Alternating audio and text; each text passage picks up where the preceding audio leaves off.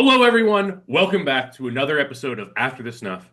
It's me, your host, John Millsip, and this week I am joined by our final returnee of the season, lasted the longest out of all the returnees. Meredith's here, and a very special guest, one of our hosts, Alex Trias. Thank you both for joining me today. So happy to have you, Meredith. I'm so excited to talk through your game because I think you have one of the most interesting games this season because Yeah. your game, I think, is the most important in dictating how this season has played out so far. Whether I fully recognized what I was doing or whether I didn't. Maybe that's the case, but yeah. But let's start at the very beginning, though. You're one of four returnees. You come in and you're introduced after the new cast is kind of shown on screen and everything. You're brought in with your other three returnees. I did not And know that was going to happen either. I thought I was going to be able to sneak in and you're just putting me on blast immediately. yeah, well, talk to that guy down there. He Well, he is the well, one. look, it's like I feel the returnees should have expected this because it's like we do our best to mirror Survivor at its core, and like you think of, I was like sort of thinking of it in the mindset of like, while it's not a coach's season, it's sort of like those seasons with like Redemption Island and South Pacific and Philippines, where it's like you have the cast come in. And then you have the returnees coming in. You're marking it as the theme of the season. And to be honest, like we understood that by doing that, it would like give you guys a little bit of like adversity out the gate. But we also had like this idea of, well, one, that's exciting TV of like seeing the returnee come in and be like, oh, how do I reverse this? But also just being like, we had confidence in all of you as the returnees that you would figure it out through your game experience. And even if it was just DCP or your other games that you've done post us, that you would figure out a way to make sure it wasn't you in the first couple of votes. Yeah, and I think I cast a spell on everybody and just made them forget that I was the fourth returnee.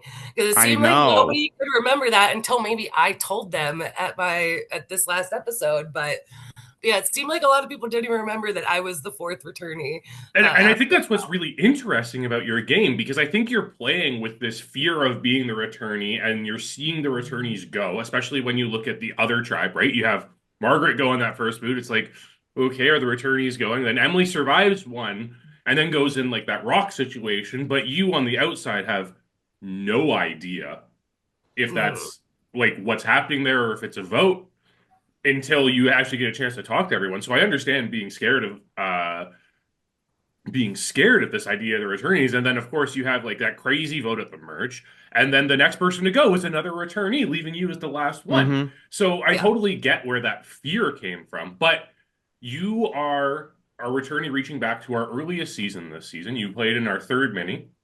What was it like coming back to DCP? It was wild. I've played a number of other like org games since then, and one live game since then. So I came in understanding and knowing what to expect a lot more. But at the same time, this is the only game I've played in DCP, so I'm not familiar with a lot of the people that play in it. And also, I haven't played a ton of other orgs, which I feel like while I was a attorney, I still probably was one of the people with the least experience in terms of orgs. I think there were people that played a lot more orgs than Oh I yeah.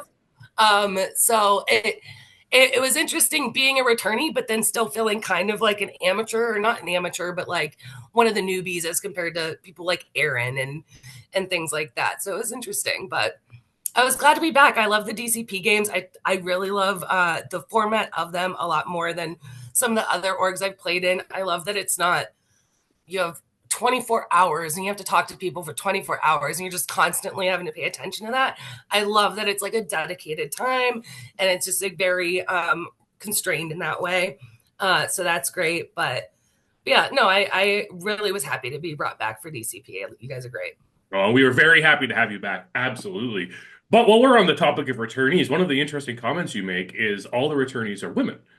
Yeah. And you think that it puts a like unjust target on women when it's no surprise in this community. Like there's sometimes, I mean, and we'll get Alex to kind of comment on this too, but sometimes women get unfairly targeted in these games because they happen to be in the minority a lot of the time. And there's that stigma attached to Survivor about like the all women's alliance and the fear of an all women's alliance. So you make Yeah. this comment really early on in the game. Do you want to just walk us through some of the thought process that was going on with that when you saw that all four of you returnees were women? Yeah, it's just interesting because, like I said, like in these games, I mean, it's not gender specific games that we play or challenges, but a lot of them tend to align more with a male's experience or past experience. Like I never played beer pong or flip cup or any of these games that like a lot of the challenges revolve around. So Mhm. I feel like as a woman and not being like a frat boy, I already am missing some of that experience, just like having grown up with it. And then in my experience having played orgs, I feel like 90% of the time a woman is the first person voted out. I don't know why. I don't know why that is, but it just, in my experience, is that what it seems to be. So to come in and four people get a target put on their back and it's four women, and it's like, oh shit, here we go. But and then we have great women like Julia who just keeps crushing all the immunity challenges and things like that. So it's obviously not something that's purely gender based, but from my personal experience and my skill set, that's kind of how I saw it. Absolutely. And Alex, what was the mentality of bringing back four women as the returning players this season? Well, look, when you're casting a season and you put out the apps, 80% of the people, and I'm being generous by saying only 80%, are men. And I'm like, I've been a very big vocal advocate within our production team of like, I want a season where we have an even a gender split, but I didn't want to force it to happen. But when we had this idea of we want these people who can come back, have their second chance because we feel like their story was cut short. Uh, so a lot of the stories I felt revolved around the women. Like we did have Mhm. guys in our pool for the returnees as like a just in case thing. Like we had people that generally we were like, if one of you guys said no, like we were gonna bring them in, and they still would have fit the narrative. But it Yeah. was just like a great balance of like we finally get to have this even cast of women and men, which I thought was like the positive for you, where it was like, yes, women get a target, but now it's like it's not gonna be a target because oh, there's only three women on the cast. They're obviously going to align together, so we're gonna get rid of them. I just felt that a lot of you fit our stories. Like when McKenna and I sat down and we're like, who do we think fits this theme? Like like basically all four of you were the first four names off of our list for many different reasons. And the keep it focused on you and like why you were picked. Like I love Steven. Love Steven Bass. He screwed you over epically. And like because you weren't like in a bad spot in Ricky when the swap was happening. Like you were like sort of in the middle. It was sort of working for you. And then Steven's like, well, Meredith's my number one, and I'm about to be screwed, so I'm bringing Meredith over with me, and that's what it is. Like Steven just didn't remember the math, but like if he sent you to the other tribe, I think you were going to be making jury, and you were going to have like this potential decent run. So I was like, this Meredith was a big what could have been because the game sort of was made for her because of the swap. So that's Yeah. why we picked you, and we were like, we heard your experiences post DCP. I was like, well, I want to see how that's reflected now. Now that it's not her first game, now she has a couple things under her belt. How does she approach it?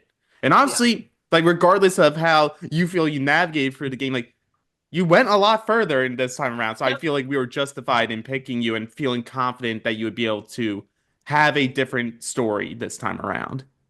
Yeah, no, fate was a little bit on my side. I avoided the wheel twice, but or maybe only once. Did I technically I wasn't on the wheel once, I think. You You were, were, yeah, you survived it at the merge, but you were immune because you were one of the two yep, One of vote those. getters at the final seven. yep.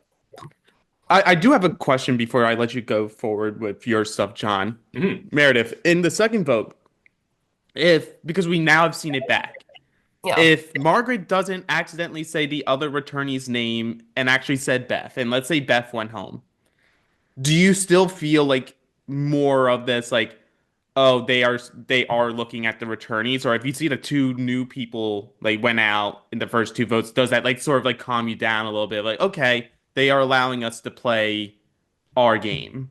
I think it could, but there was just also a lot of chatter about Erin being a returnee in the rooms I was in. So I didn't know what was happening in the other rooms.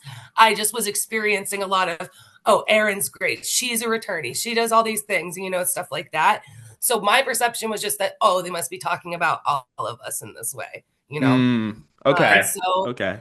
That probably would have helped a little bit, but I think it was more what I was seeing in the rooms and how Erin was being discussed to me that made me feel that way.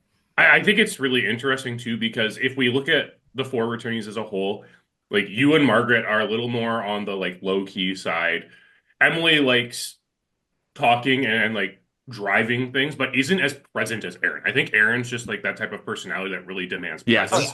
And because of that, even when the other 3 of you are a lot more subtle in your approach to the games, it does kind of you're just happen to be lumped in with Erin no matter what as another returnee. Yeah. And it does. Who was she? Well, it seems like Julia was targeted as a returnee. We'll get there. Julia had such an amazing immunity run. I don't blame anyone for that at all, Yeah. But she obviously knew all DCP's games because she was a returnee. But I also think that like even if Erin hadn't been a returnee, she still would have been drawing a lot of attention her way, just because she is such a force of nature and really takes charge in a lot of situations. So I think she is a very just like visual or not vocal, but very obvious returnee and very obvious threat too. Definitely likes playing out in front. And we've talked about that. I love that about her. Like, I love fantastic.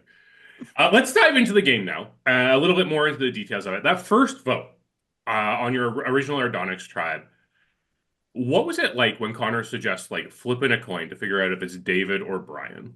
I was just glad I was in that room and it wasn't me that was not in the room, because like literally the first vote is always so random, and I was sure that they were going to start talking about returnees. So when they're like, oh, it's these 2 guys, let's flip a coin, I'm like, fuck yeah, let's do that, please. That sounds like a great idea. So I was just relieved that if it was going to be that easy, that it wasn't something that the focus was going to be on me. 100%. It is one of those things, like, and I think one of the fears that a lot of people have coming into a game, especially as a returnee, you don't want to be that first boot. Yeah, somebody has to be the first boot, but you don't want to be the first boot. Yeah, it's just such an easy choice, if especially like, oh, well, we have these 4 names that have this special thing about them. Why not take one of them out, So I felt very lucky and very happy that is how it turned out to play. As we progress through the game, we get to the swap, and you end up on this swapped Ardonix tribe with Erin, Connor, who you had already built connection with over the last 2 rounds, and then Beth's in there as a third. And you feel pretty secure because there are 3 of you from your original Ardonix tribe. And then Erin's off doing her confessional. And at that time, Connor and Beth realize they have this connection of being in the same city. And we see the confessional from you. It's like, I thought we were a solid 3 against 1. Now there might be a 2 here. Do I have to turn on Erin? So what was it like experiencing that in real time? Realizing that these people don't actually know each other, but they have like this through line connection through me, where they do have that like similar connection. I didn't know Connor had been in Beth's basement. That's not. And the amount of talk about that, the phrasing was very funny about it. Yeah, that was hilarious. Watching that play out was very funny. I was just as shocked as they were. But yeah, it was definitely like, oh shit. Because like Erin, she's this out front type of player that I would love to play with, but I don't feel like she would ever have my back. It never felt like we could win a 2-person thing. And that's how I like to play in a lot of these games, is like just like one other person and just find my person and just go for it and stay true to that person. And that's how I've played a lot of the games I played. So I was hoping at first maybe that's Erin, but then watching her play, it felt like she would slit my throat the second she needed to, and it wouldn't be like a loyalty based game that we'd be playing. So I was like, Connor seems really cool. Like maybe I can do it, but we can go with Connor.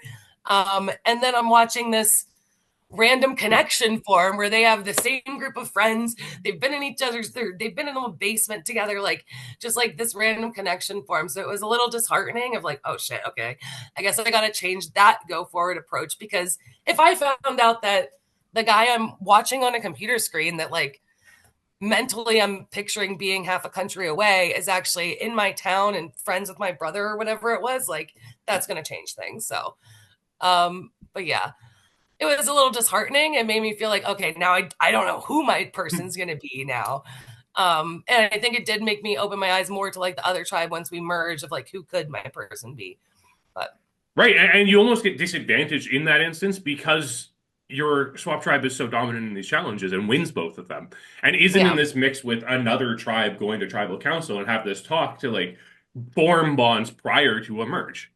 Yeah, that was hard because so much of my swap tribe was my original tribe. And then we have these two tribes together, going to tribal together, talking together, and getting to at least get to know each other. It wasn't until like, I don't know, like round 7 that I was like, oh, hey, Richard, it's nice to meet you. Where are you from? Like, I didn't even get to talk to Richard until probably round 7. So there's definitely those connections that I wasn't able to build. And by the time I met those people, the connections had already been formed. And I didn't feel like I had connections on my tribe, so I was just kind of stuck. Yeah. Well, yeah. I mean, Alex, how did it feel as a host seeing this split happen in this combined tribal council and having the same two tribes go to tribal council twice in a row? I'd sort of like it sort of painted the picture of like what to expect going in. Because the first time it is what it is. Like whoever wins, they're not going to be thinking about that during the first scramble. Like they're thinking about how do we survive the vote? Does it make sense to keep someone in our own tribe or whatever? Like all these other things are going on. But as soon as they lose together a second time, like yes, you're voting someone out again. Yes, you still have to think about like where they all know at this point that they're about to hit the merge. So now they get to focus more on like, well, these 4 people get to be safe. These 4 people are gonna obviously be a unit, be a unified front, and they're gonna come in. Even though I think you guys do all vote together on. Actually, no, you guys don't all vote together on the first vote at the merge anyway. So it's like they had but it's the thing you think about in Survivor. It's like, well, there's 6 of us going into whoever survives. Only 4 of them, they have to go. So I'm like, oh man, like these people need to win immunity. One of them needs to get the idol at the merge. Like that's the only way that like your group is going to survive. And unfortunately, that's just not the case. That's not how the game works. And the first 2 votes of the merge are 2 people from your tribe, which in theory, I think does help you. That like obviously that's not you. Like the big Sandra, as long as it's not me, whatever, it's gonna be what it is. But it again takes away people that you've actually had time in the game with. Yeah. And like, especially Connor. Connor, I feel like, was the biggest loss. I mean, Erin, she was going to get eliminated at some point. But like, she's just such a big threat. I feel like people were going to start targeting her regardless at some point. But Connor, I feel like we could have worked together really well. And if I hadn't been an asteroid, but I wasn't the only asteroid because Joseph was an asteroid that round too. We both threw hanky votes, and that's what caused it, right? Joseph is a notorious asteroid this season. Just being like, well, the votes are clearly going in this direction, so I'm just gonna throw my vote here to create a future discussion where it's just like you voted for Brien at the merge with Richard. Who you don't need to talk to yet. The next round you vote Erin, but like at that point, even if you voted with her and voted Brien, it would have been a 4-3, 4-3-1-1. So your vote individually doesn't change anything there. But I know that you like after the fact were like, oh, maybe letting Erin go wasn't like this great idea. Like, could you maybe speak a little bit more on that? I think that was more just because at that point I had lost both Connor and Erin at the same time. I realized like maybe I should have kept somebody or made more of an effort to keep Erin, especially because she definitely would have been out in front of me, whatever that is, you know. And then also that would have been another big threat. So it wasn't just Julia and Joseph going back and forth with the immunity with, and neither of them wanting to take out the other because that makes them a bigger threat and takes away that shield. So I think having that extra person in there in the mix would have been good. But I mean, who knows? Maybe it would have been me instead or on the next round if it wasn't Erin, you know. So it's hard to judge, but I don't know. Well, I don't think it was, go ahead. Sorry, keep going, Meredith. Finish. No, go ahead. I'm done. I want to take us back to the merge vote here for a minute, just because this is the interesting thing is like you've gone through winning two immunity challenges with your tribe, and your tribe immediately gets into a room together because you made this arrangement beforehand. Like you're anticipating the merge. Like the four of us are going to go to the shelter. We're going to talk this out, figure out what we're going to do. Was there any concerns about being like the 4 versus the 6 in that moment from you? Like, were you, when you got into that room, it's like, there's 4 of us here, there's 6 of them over there. Was there any thought of like, did we just doom ourselves here? I don't remember having thought that. Because that was the Justin Bieber thing, right? It was, and we're definitely going to talk about that. Code word with Justin Bieber, So like, I mean, I think that probably should have been on my mind, but at the same time, I was like, oh shit, things are about to get real. Like, I want to talk to the people I at least know before we jump into the big group. But yeah, that probably wasn't the best way to do it because it probably was very obviously segregating us and putting us in a different bucket. But It's funny though, because in that vote, because like you vote Brien, I don't quite remember what got you on your vote for Brien, because I'll let you speak on that. But if you did end up remembering and you do vote with JB, because Brien votes with your crew, I think the game is extremely different because as we saw up until JB goes out in Rock's, like JB had a very strong hold in this game, just through their social ability. So I think like your group like was targeting the correct person there. It's like as much as I would have hated as a host of like seeing the board and seeing the stories that are out there, I'm like, oh, JB going would be so bad for me because I love seeing JB navigate the game. I'm like, it's the perfect move for your group because it destabilizes that other side. And then suddenly you guys have the control. So what ended up getting you onto the vote of Brien? Was it just stuff that you were hearing and you were like, oh, people are going Brien? Or was it like just I don't know what's happening? Yeah, I never vibed with Brien. He lied about the fossil we found like immediately on our small tribe. So like I was always just like, okay, Brien's shady. He doesn't want to play with us. He's not trustworthy. Like that was just in my head as the answer for Brien, which may or may not have been the case, but that was the vibes I got like immediately from Brien. So I never really wanted to work with Brien. And I believe at the start of this round, I got to talk to JB briefly in one of the rooms, and I really liked him. And like, I'm still on the hunt for my person. And like, maybe it was naive of me to believe that there's a chance it could be JB, but I saw JB. I was like, I vibe with this person. Like, let's move forward with this person. And so, especially in that situation, if I'm picking between Brien and JB, I want to keep JB. I know I don't trust Brien. I'd rather go for the unknown than go for someone I know I don't trust. And that has lied to me before. So. And on top of that, Connor never says the code word at tribal council. Did he not? No. I dismissed this silly code word thing. I was just like, what is this? This is ridiculous. But yeah, did he end up voting for JB? He did. So, yeah. So it was all of your swap tribe and Brien that ended up voting JB. Now, I think Brien ended up doing it because like he saw how much control JB had during the swap portions, and I feel like still had some loyalty to your OG tribe group. So I think he like did go back to Erin and all of them being like, yeah, I'll do whatever it needs to do because it won't be my name that pops up. Well, no, and I mean, looking back, maybe it would have been better to just knock one of their numbers down. But I wasn't thinking about what's best for my swap tribe. I was thinking about what's best for me. And in that moment, it felt like JB was best for me to keep and Brien was best to leave. Yeah, and there is an admiration there because like there's a lot of times where you see people like not voting the majority, and a lot of times people like the general viewers like, oh, they're so dumb for doing that. Like, why are they doing this? They're obviously wrong. Blah blah blah blah. But I think there is sort of something to admire of someone who like even if you're not sure if the vote will go through, just voting the person you want to go home because like essentially that's what Survivor is you want the people you don't want in the game to go home. Exactly. Ideally, everybody's got to go at some point, like the order Right. definitely matters for like the help with the votes. But when I don't really have that beacon that like I'm tied to, I don't care who it is, like just drop the numbers down. Let's go get rid of the people that I don't trust more than the people that are around. But I think voting Brien here is actually kind of important for what happens in the fast round, though, right? Because I think Brien becomes this consensus vote in that round. At yeah, least like half of the people are like, yes, we're going to vote Brien.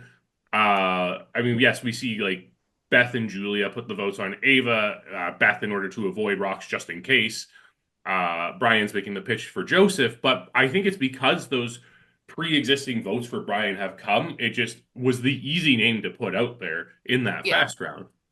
yeah. And it's so Once a name is out fascinating. there once or twice, then it's Yeah. so easy. It's so much easier to write it down again. So was there anything, because I do want to speak on the fast round, and like I'll bring it up at the reunion too, because I'm like the fast rounds, like obviously it's we set it up for drama and also for the course of a TV show, we need to have shorter rounds.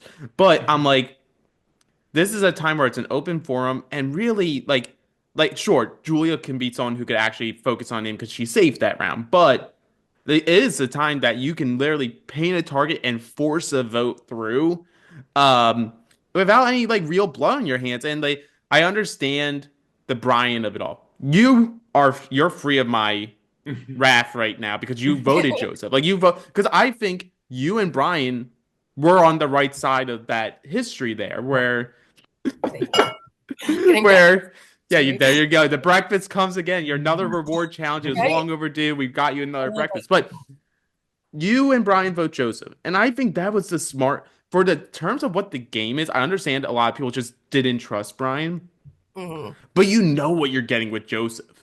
Like Brian's not winning anything. Joseph's winning stuff. Sure, he didn't win anything in a couple of rounds, but I'm like, you know that he has the capability of doing it. And if you have this fear that Joseph and Julia are just going to switch off immunities and not target each other, how about you just remove one of them?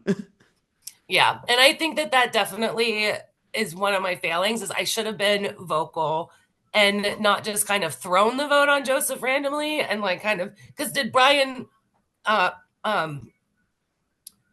what's it called?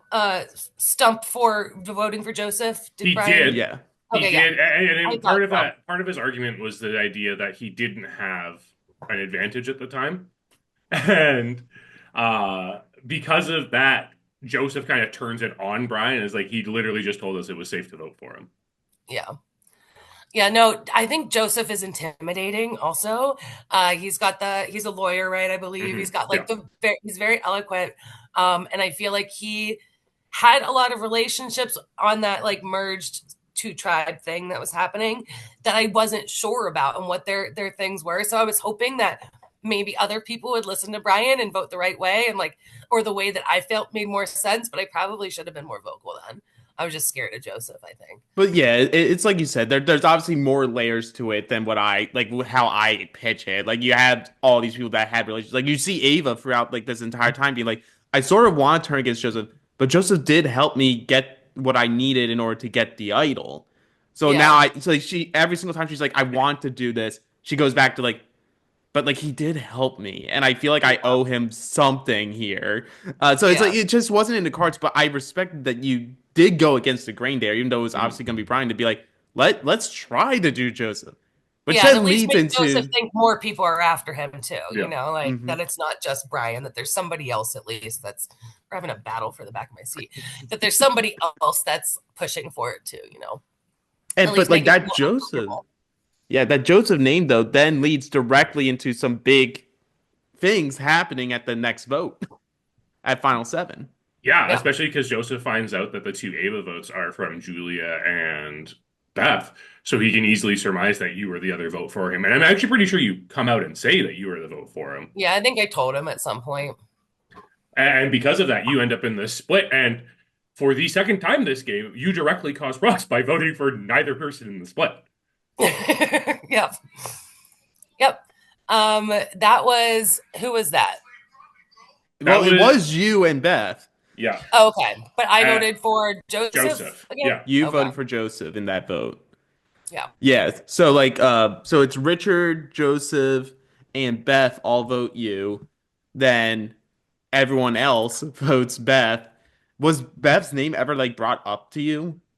I don't remember it having been brought up to me, or it may have been, and it just wasn't somebody that I was nervous about, Mm-hmm. I honestly can't remember why I voted for Joseph in that round.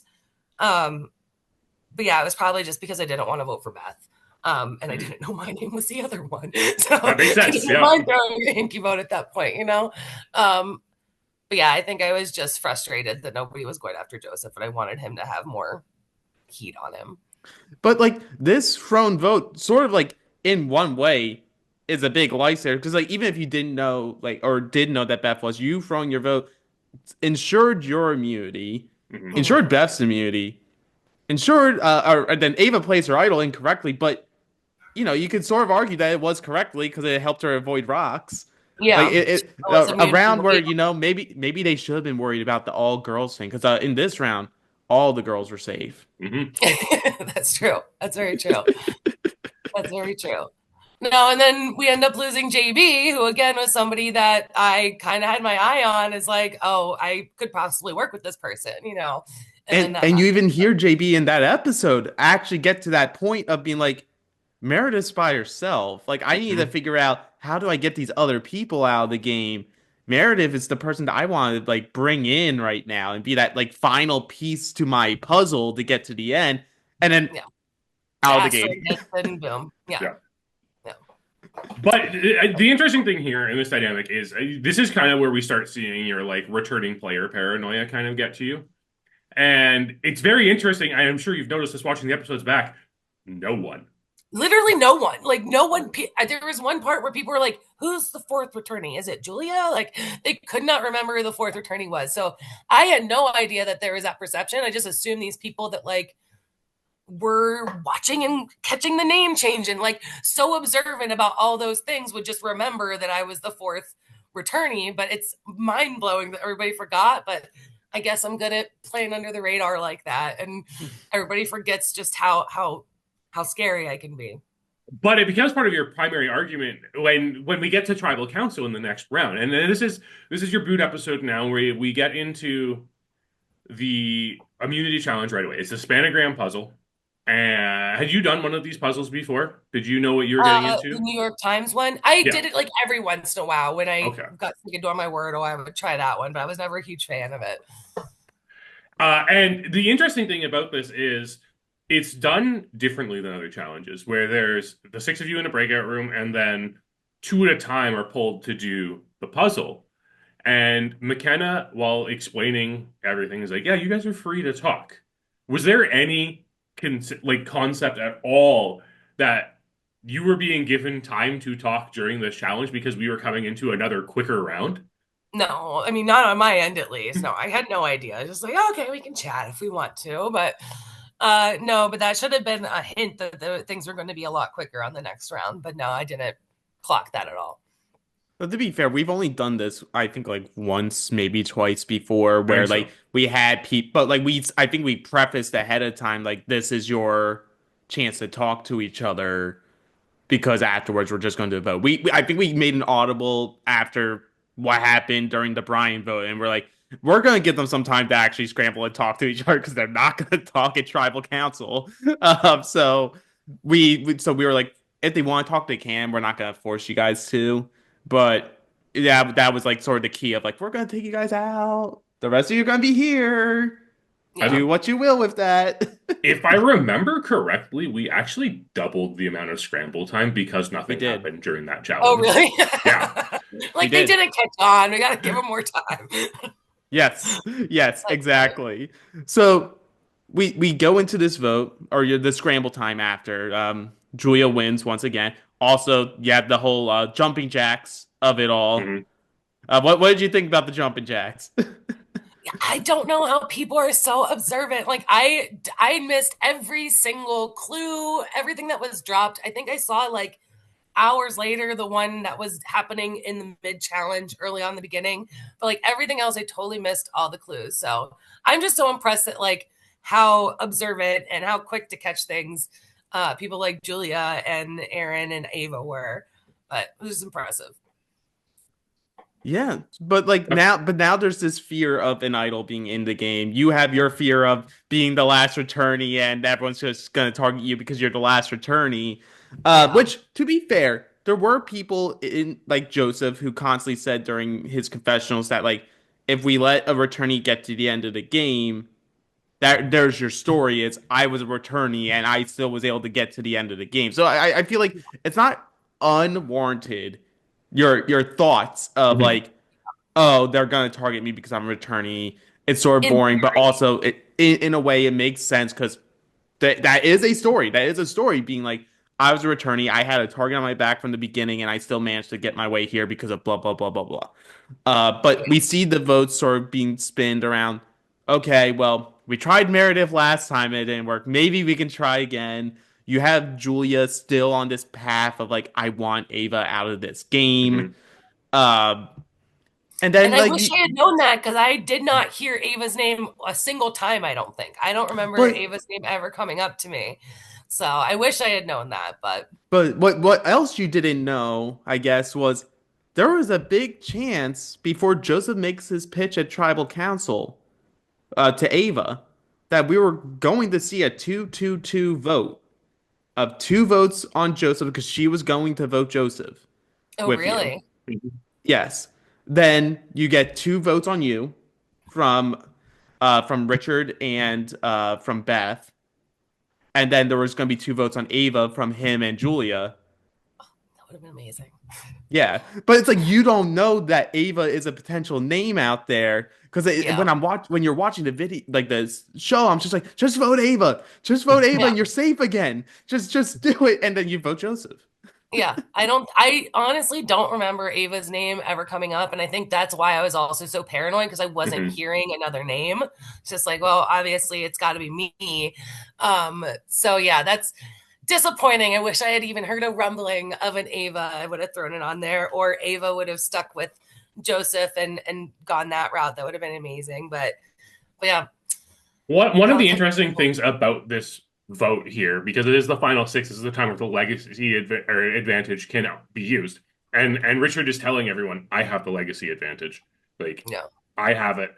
Did that automatically eliminate Richard from contention from being voted for? I don't think I was like Richard was not at the top of my list, and that was like the first thing he said to me that scramble round. Mhm. And so it probably was in my mind of like, oh, he's just gonna play his legacy advantage, but I don't think I would have been wanting to write down Richard's name at that point, regardless. Just because I didn't feel like he was coming for me. I felt like Joseph was a much more of a threat, and just kept winning immunities. So at Mhm. some point, people were gonna realize you got to get somebody like that out. But again, it's not in a lot of people's best interest. It's Yeah. not in Julia's best interest. So I understand. But yeah, Is there any consideration, because of how public the legacy advantage had been at this point, it had been talked about since essentially the beginning of the game when it was first introduced. Was there any consideration in refuting Richard's claim to having the legacy advantage and claiming you had it yourself instead? that Because would there have was been no way to fun. prove it, and everyone knew that Brien gave it to someone. Yeah, that would have been fun. I literally never crossed my mind, but that could have been really fun to throw that wrench into there. But also, Richard just comes off so believable Mhm. and like so earnest. I don't know that anybody would have been able to, after he initially says it, to Right. discount that. Like I don't know why anyone would, like, if it was Joseph or Richard, there's no way I'm believing Joseph has it over Richard. Mhm. Um, so I think it's just Richard just comes off as so earnest that it would be hard to make a lie about that stick, in my opinion. But I'm not maybe not Hmm. as split of a liar as others could be. I'd be interested to I see that tried. I mean, John brings up the thing that I think I would have done in that position, but I also know like my position in the game is sort of different than like other people's position in the game because it's the perception that comes across. Because I think like for me, I get more of the like the he needs to go, like not because I'm a challenge piece like Joseph, but I get that idea of like you're like an Aaron, like oh Yeah, threat. So then I would be like, okay, well let me throw this at the wall and see if I can scare them for a yeah, round, and then maybe I can win immunity next round. So, yeah. but like it's hard to think on the spot like that. Like it's very few and far between the amount of people that will actually like, go to that next level thinking of being like, oh yeah, I've had this. I've been sitting on this for rounds now. Like I'm gonna Mhm. be Yeah. playing it. I know you guys want to vote me. Try me and Yeah. see, and let me be the person who gets to vote out whoever the fuck I want. Yeah, that would have been so much fun. That would have been a lot of fun. I wish I had thought of that now, but hey, in the moment, and honestly, you're also like hours into this game. Like it's hard yeah. to think at like that level. Whereas this is the morning. Like we're in the morning right now, folks. Like we Meredith has her coffee. I have my energy drink here. John's had his full breakfast. Like we're of sober mind. When you're like 10 plus hours into the game, you are not of sober mind anymore. No. And like at that point, I think I even had forgotten that it was a legacy advantage that Brien had. I think it was just an advantage in my head. And so I kind of had forgotten that it comes back into the game when we got Brien out. But yeah, so that's on me too, that for not remembering that aspect, because I definitely forgot about that. Well, and then as I said earlier, one of the main things you said is, "Hey guys, don't just target me because I'm the last returning player." And it felt like this like last ditch effort here to like get it off. I think you make a good pitch because you're like, Joseph's going to win these challenges. Yeah. It made sense. I mean, there had only been 2 immunity winners at this point with Joseph and Julia. So Julia is safe. Let's go after the other person who's winning it. I think it was like a very wise decision to target Joseph here. I think it was, but like you said, you were never brought in on this Ava plan. Yeah. And that's why I was so paranoid and went that far to make that pitch. Because I think if I had felt even a little bit safer, had heard another name, I probably wouldn't have been that vocal one out front. But when I'm not hearing a name and I'm just assuming it's going to be me, like it was trying to be last round, like I was just throwing stuff at the wall and I didn't care about what blowback there might be from Joseph next round at that point. But yeah, it was just like in my mind, again, that's the reason they're targeting me, because I'm the returnee, which in reality, it doesn't seem to be the case. But like, that's just such a boring reason to get somebody out. Like, go for somebody that's actually like winning immunities. It's like driving things. Like, go for them. Don't go for me just because I'm a returnee. You know, it's just a boring move to make. So I was trying to make them feel bad about that, but unfortunately, it didn't work. Yeah, like even removing the returnee like side of it, I understand that point, and that I think it is like a good pitch if people are willing to be receptive to it. Unfortunately, you're at that point where it's like Richard and Beth are lock hip with each other. Joseph knows that you put his name down, so he's probably not going to bring you in on a vote like that. And then Julia's just trying to survive and win another immunity every single it's round. not her best interest to get out like a major threat, like that. So I get it. It was going to be an uphill battle. But yeah, I just wish we could have gotten out somebody like Joseph. Like, why is nobody else talking about getting out Joseph? I don't understand that. But it is what it is. Yeah, and I mean, with that, we come to the end of your game. You made it further than any other returnee in the season. You made a very valiant effort to get to the final 6. You survived rocks twice. I mean, yes, once you were immune from it, but you're still surviving rocks, and that's always something to be thankful for in a game like this. So, ultimately, Meredith, how was your overall experience returning to DCP? Oh, it was great. I mean, you guys are such a great cast and crew, and the moderators, and you put so much time and effort into it, and it really shows. Like, everything is just so well run. It's just a lot of fun. So, and I mean, even beyond specifically what you guys do, like the format in which you choose to do it, I feel like is the ideal org format. So yeah, I loved it. I was happy to be back. So thank you for having me back. Well, we're very happy to have you back. Absolutely. We have to end after stuff like we do all the time. What's one word to sum up your game? Asteroid, because that's what it felt like. I was being a lot inadvertently or intentionally. That's kind of what it felt like. But yeah. Well, it's very on theme for this season for sure. Thank you so much for joining me today, Meredith. Thank you, Alex, for coming in. Keep tuning in, guys, because we have Ava and McKenna joining me to talk through their game too. So thank you very much. Awesome. And if you're a woman, apply to play DCP. Apparently we need more applications from women. So. And now we're joined by our 5th place finisher. The unfortunate, I mean, at least you can say you weren't rocked out of the, I mean, guys, technically you were rocked out of the game, but you weren't voted out of the game, that's for sure. I'm joined by Ava, and I have our other host, McKenna, joining me to talk with her. Ava, how are you doing today? I'm doing good. Yeah. Rewatching me get eliminated with no votes over and over again, just so fun every time. It was definitely a soul crushing moment when like people. I mean, it's only happened twice for us, but the fact that it has happened twice is very sad that like you didn't get votes and like you're the only one eligible at this moment in time. It's sad, but we get to talk to you, so that's fun. Absolutely. And let's dive into it, Ava. Let's start with your experience with orgs coming into the game and what it was like sitting down for your first DCP game. Yeah, so I come from College Survivor. I played Survivor Michigan State season 2. Before that, I had no idea like this world existed in the slightest. Like I didn't know College Survivor existed. Like the account followed me on Instagram, casting for their second season, and I was like, this is tailor made for me. I was like, are you kidding me? Like, like where has this been my whole life? I applied, got cast, and I've been running the club basically ever since. But so I did that, and for that first year, I hadn't really delved into anything else. And then I kind of found like College Survivor specific orgs of like just College Survivor people. So I played like a couple of those.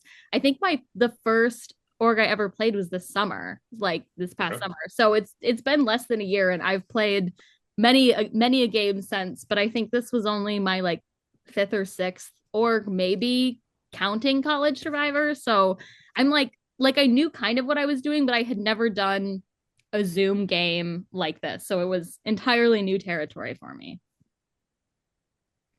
And what experience did you have with DCP coming in? Because obviously DCP has some very rules that ended up being very relevant to you in the run of this game, especially the Game Changers rule, as it turns out. So what did you know about our games coming in, and how did it differ from those other games you had played? I knew virtually nothing. I think I found you guys through like Erin posted when she played the long term, and I was like, oh, that's cutesy. So I followed it to like follow along with Erin's thing. And I was like, wow, this looks like really cool and well made. So I saw you guys were doing like a 1 day, and I was like, I could do that. So that's basically the only experience I had. And when I did the interview, I had like full intentions of watching an episode, and just time slipped by and I never did. And I was like, it's Survivor. Like I played Survivor. I've seen it every season. Like it can't be that different.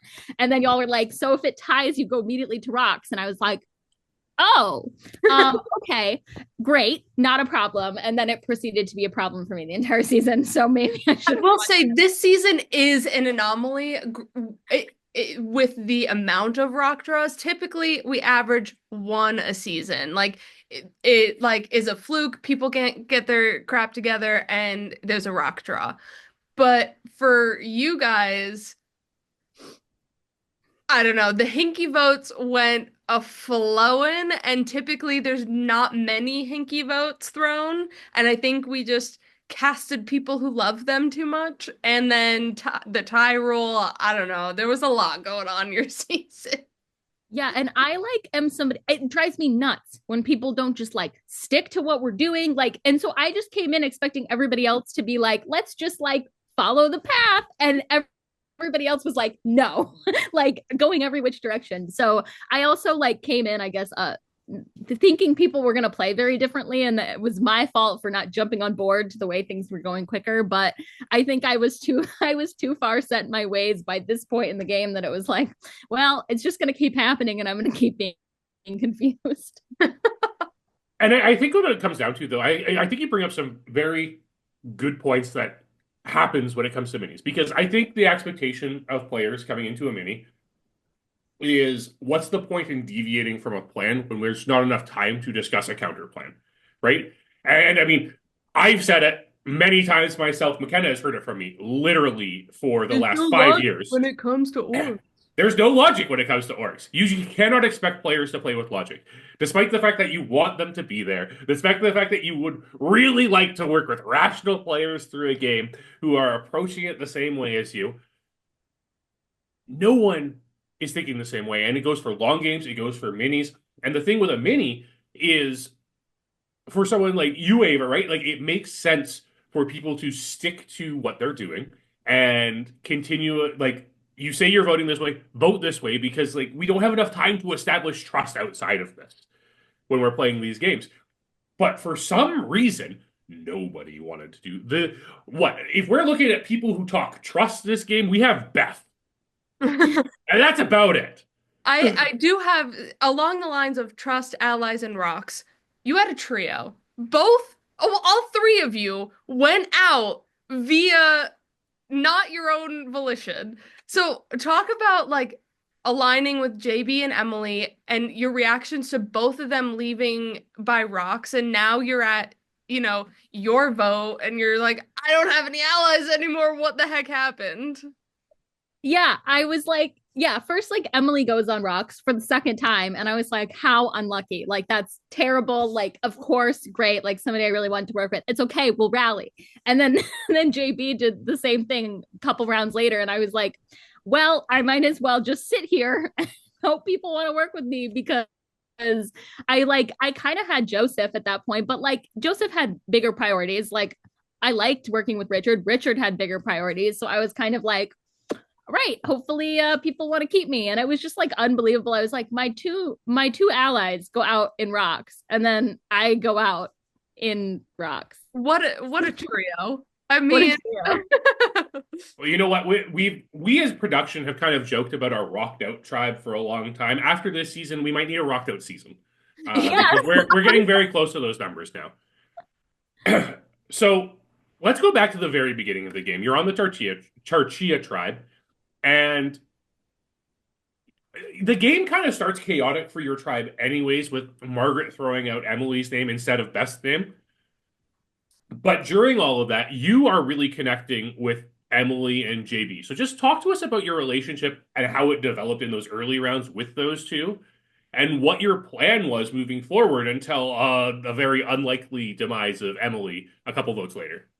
My plan is always to find people and stick to them. Like, I feel like I play a very, like, I want people to work with and I don't want to like, I'm not looking to turn on them anytime soon. So I was like, great, I've done it. Like I have. But we need to play a game together. We need all I want. Like it never works out, and I'm like, please, like I just want somebody who will do like work with me to the end. Like that is all I want, and it never works out.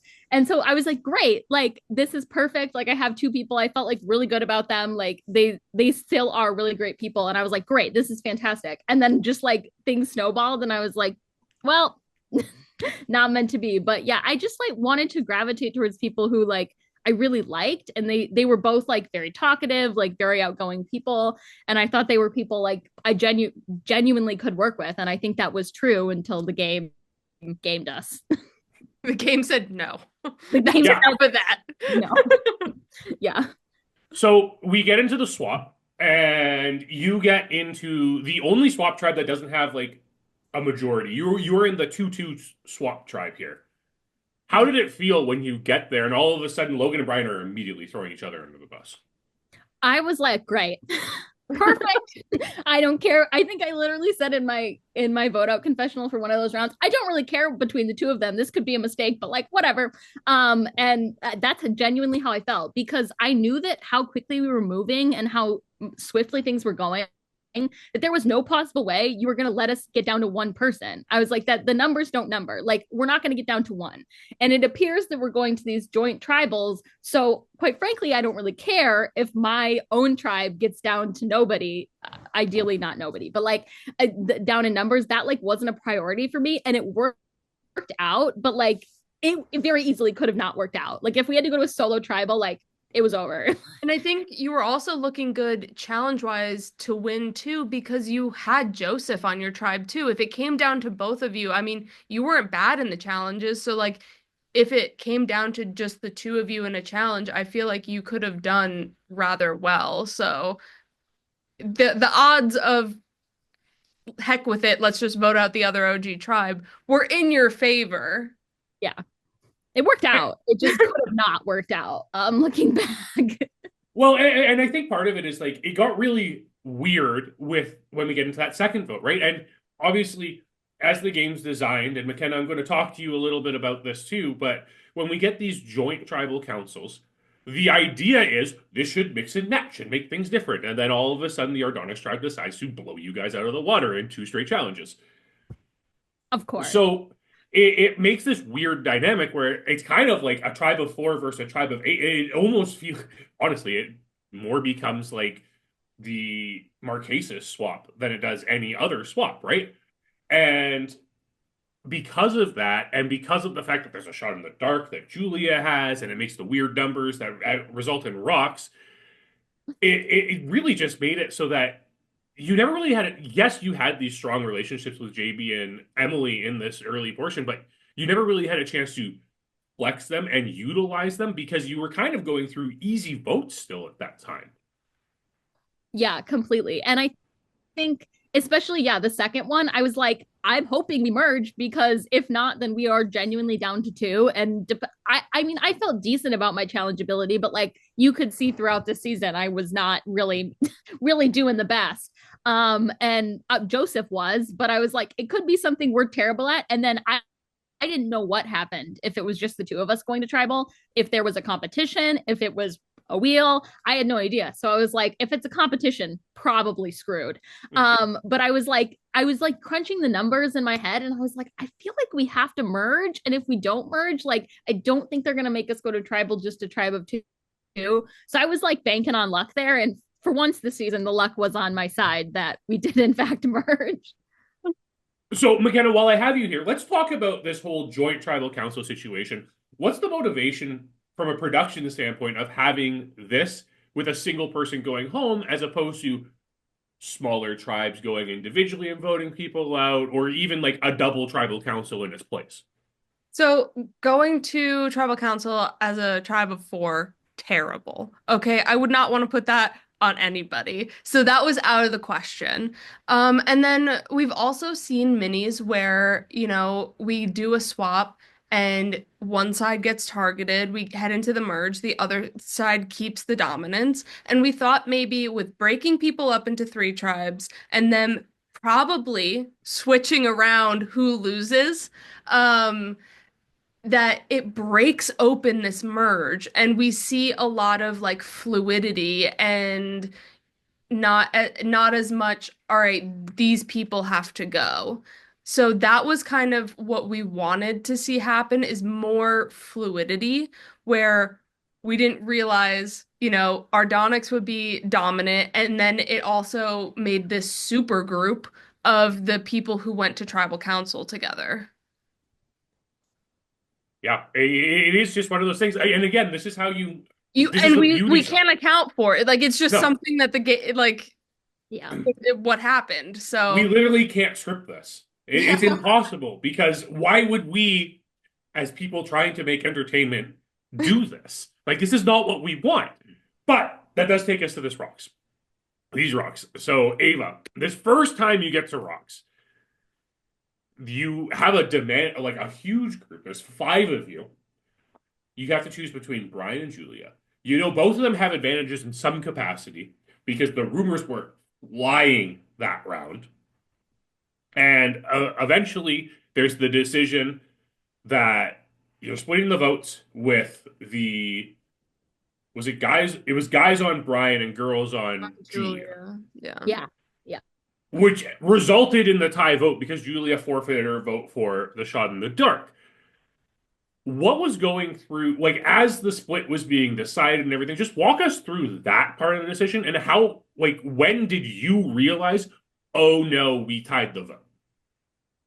I realized, oh no, we tied the vote when you read the tie vote. Like, it did not cross, but like, I don't know what, like, my brain was so mush, I guess. Like, math and me and numbers and Survivor is not like a thing. Yeah. If I trust my allies being like, this is the vote, good. Yes. So I don't blame you at all for not realizing. Because here's the thing. I was like, she plays her shot in the dark. Who the hell cares? Like, whatever. And I was like, then she doesn't vote, whatever, it doesn't matter. And then I realized, like, I didn't account for, like, that takes a number, that takes the vote away. I was just like, I don't care if she plays her shot in the dark. If she's safe, I don't care, because I don't want her to go home anyways. So I like, that was my mindset of like, oh, well, I don't want Julia to go home anyway. So she plays the shot in the dark and she's safe. That doesn't change my game in any way. What I didn't think was that also takes a vote away. Yeah. Like, again, I've seen every season of Survivor. Like, I know this, but in the clouded judgment. Listen, it's so stressful in there. Like, it didn't cross my mind in the slightest. So I'm sitting there, and I think I don't even remember who went off and like discovered it right before the vote. But I'm sitting there like, dee, like this is gonna be great. It doesn't matter. I don't care if she's safe. Like I don't want her to go anyway. And yeah, it didn't even cross my mind until you were like, and now we're tied blank blank, and I was like, oh, we're dumb. Yeah. So Joe dumb. really should have taken you or Emily off to the side and been like, oh, this is where the numbers are wrong, is the girls' vote. If he told me the numbers were wrong, I could have solved the problem in no Don't take JB. Take you or Emily. Like I would have solved the problem in no time flat if I had known that the numbers weren't going to number. But nobody tells me, and so therefore I have no idea that the numbers aren't going to number, and I just sit in confusion as the vote goes. I think it's one of the considerations that is difficult with something like the shot in the dark in one of our games that has this game changers rules when it comes to tie votes, because we don't see that in the new era. And I mean, we've seen a few shot in the darks at this point, but we've only seen 2 that actually landed up safe at this point, and one of them didn't even do anything. So when we get into that idea, there's not splitting of votes in case of a shot in the dark, right? We have pile-on votes in the new era. McKenna and I talk about it on the Specialist all the time. It's a pile-on era where people are piling on because of the shot in the dark. And when you take that into consideration, there's nothing in Survivor that's going to make you think, yes, the loss of the vote is so important because we're going to go to rocks otherwise. Because in the new era, they're just going to re-vote and cast another vote. And it's okay because they've planned for that, because they can just put one hinky vote to counteract a vote. Yeah. Much time to revote. Gotta keep this moving. Keep this train moving. So you lose a close ally here. And immediately we're merged. But luckily, you kind of have a new tribe of 6 against a tribe of 4 going in. And the Ordonix tribe doesn't do themselves any favors by going off as a group of 4 immediately, right away. So when you have that 6 and there's that realization that they've all gone to a room together, how confident are you feeling now that you have this group? And were there any people you were really concerned about that would be working with that Ordonix group? Brien. I didn't trust Brien as far as I could throw him. I voted for Brien like 3 times in a row or something. You're white whale. No, literally, I was like, Brien, he didn't go. Brien, he didn't go. And I was like, I swear, I'm just going to keep writing down Brien, and maybe one of these days it'll stick. So I was concerned about Brien, but I do feel like it was an advantage to be in the group that went to tribal, because the other group just sat there for 3 hours and yapped. And like, I know from the first round when we weren't going to tribal, like there was not really much gaming of any kind. And so I was like, they're all in one room, like they couldn't really be gaming, and there's 4 and we have 6, and like other than Brien, I felt like everybody else was like stable enough like in the game to realize that. So I was like, I felt pretty good. And I also had the idol at that point, which I think was to my demise, because then I was like constantly, I should have just not gone for it at that point, honestly. So I felt pretty good, and I think we had the advantage of having gone to the joint tribal twice. If it had shook out differently and I had gone twice but with different tribes, I think it would have been a very different dynamic. Well, you've mentioned the idol at this point. So this idol, a little different than what we've done before. McKenna, walk us through the dig site and the thought process behind it and how this idol kind of came to be. Okay, so dig site, big topic of discussion. Alex had brought it up of let's do something like this. And then I was like, all right, great. How do we make it work? Because we had just had Moneta Bank with a vault. So we didn't want to have some people be like, I want to go and dig up this spot for something. So then we came down to what we did was it's a grid. It's the same grid for everybody. If they want to share spots, go for it, but it could be to their own demise. So like Joseph, say sharing a spot with you worked against him because you got the idol instead of him. But like that's up to the players. It was a huge talking point in the first tribal council with the Ordonix tribe. And then it caused distrust with Brien because he got his numbers mixed up. So it's like it really was this social dynamic as well as strategic dynamic with the idol. And then we wanted to send out the clue because you got a clue if you got 2 fossils during the challenge, because then it comes to the, do you want immunity? Do you want an advantage in the game? Like, if you get a message, it's not, someone DMing you being like, hey. So be like, hey, you're playing a great game. So it's obviously something important. So it's now, what do you want? Do you want immunity? Do you want the advantage in the game? And then that's where people were like, Brien has the idol. He dropped first. Everybody had it. I don't remember. Were you like third or something to drop, Ava? Yeah. So I was on like a weird angle and I couldn't see my computer at all. So I had no idea there was a message. I just happened to be really bad at this challenge. I was like, great. Endurance, like, I was like, this is not my challenge. But I was like, whatever. Like, I was going to try, obviously, but I couldn't see my computer I was like facing the wall and my computer was over here. And I wasn't like looking at my computer necessarily because I could hear like the host saying what was going on. So I didn't see anything. I had no idea. So I don't even think I immediately went to my computer. I think I'm like picking up the cups. I'm like looking at the ping pong ball. Like, let me get some water. Like, I believe I did like a whole bunch of stuff before I like, let me go back to my computer and turn my camera off and see what's going on. And then I think at that point I was like, I've just like been screwing around for the last 3 minutes. Like, I'm sure somebody else has gotten this. I don't know what I've been doing.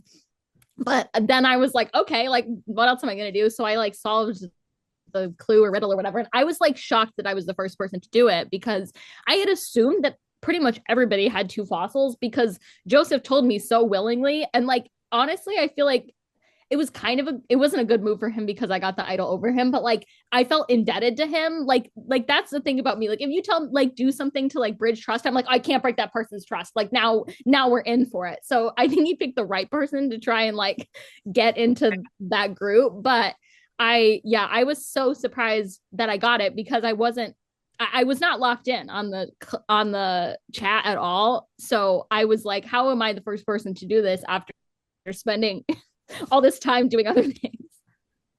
Yeah, for sure.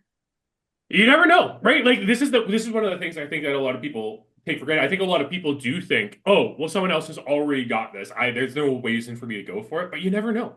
Mm-hmm. Some people struggle with things. McKenna and I played a game once where it took us like 2 weeks to solve a clue.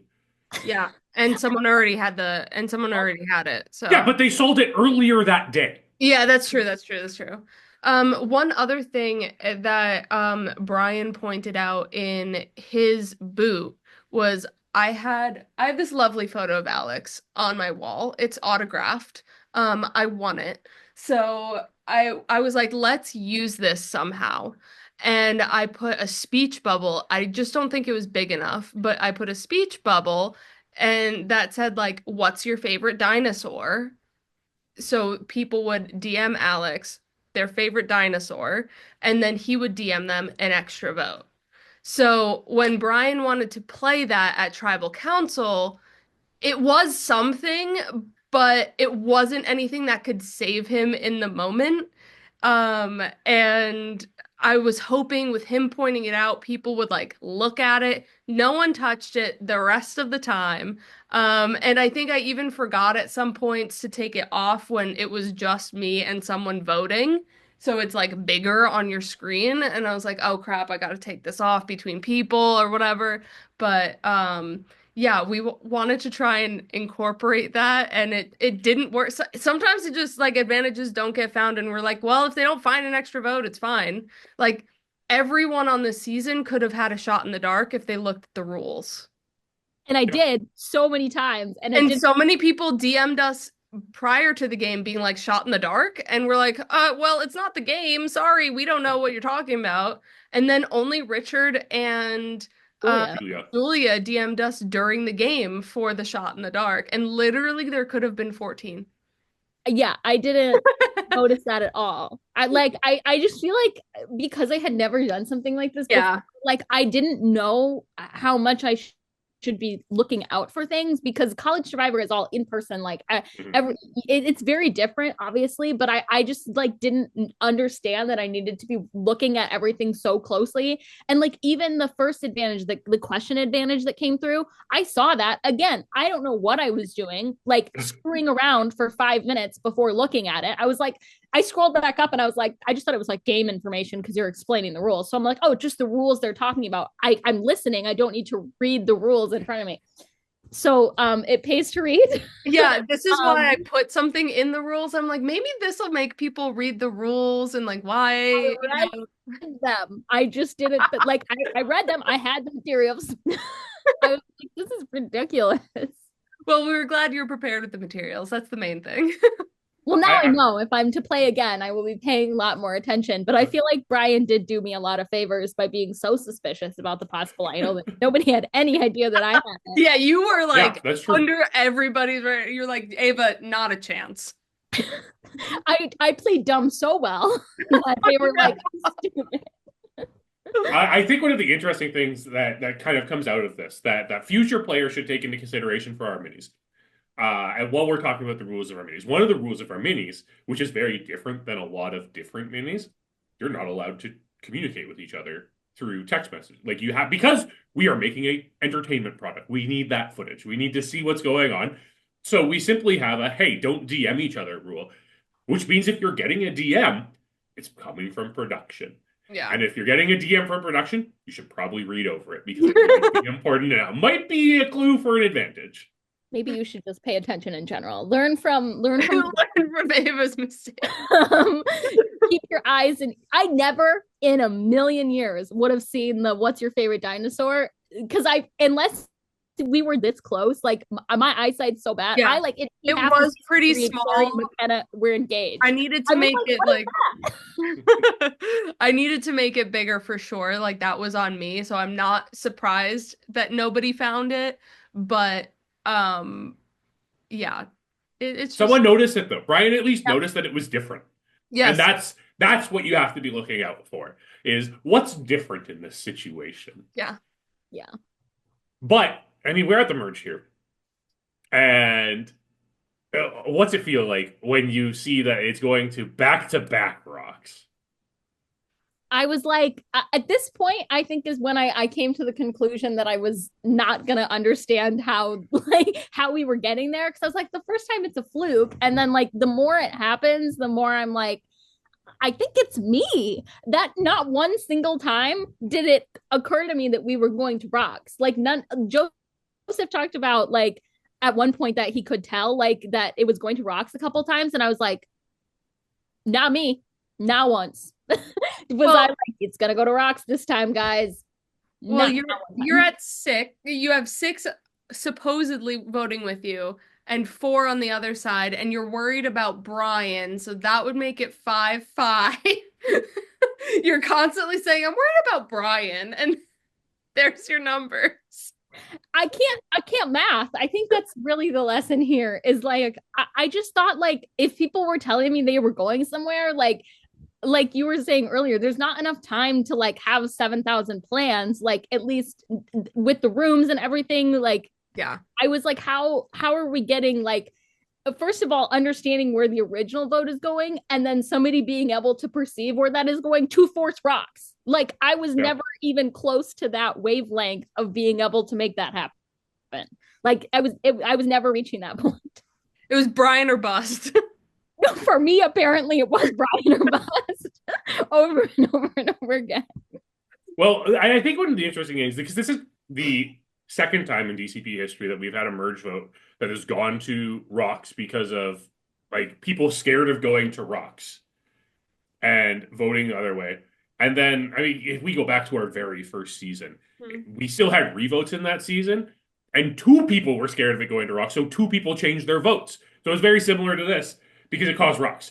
And when we see Connor go here, which I mean, honestly, like a best case scenario for you, right? Like, yeah, I was like, great. From the other side, it's easy, and things seem to be rolling for your swap group at this point, because the next vote's Erin.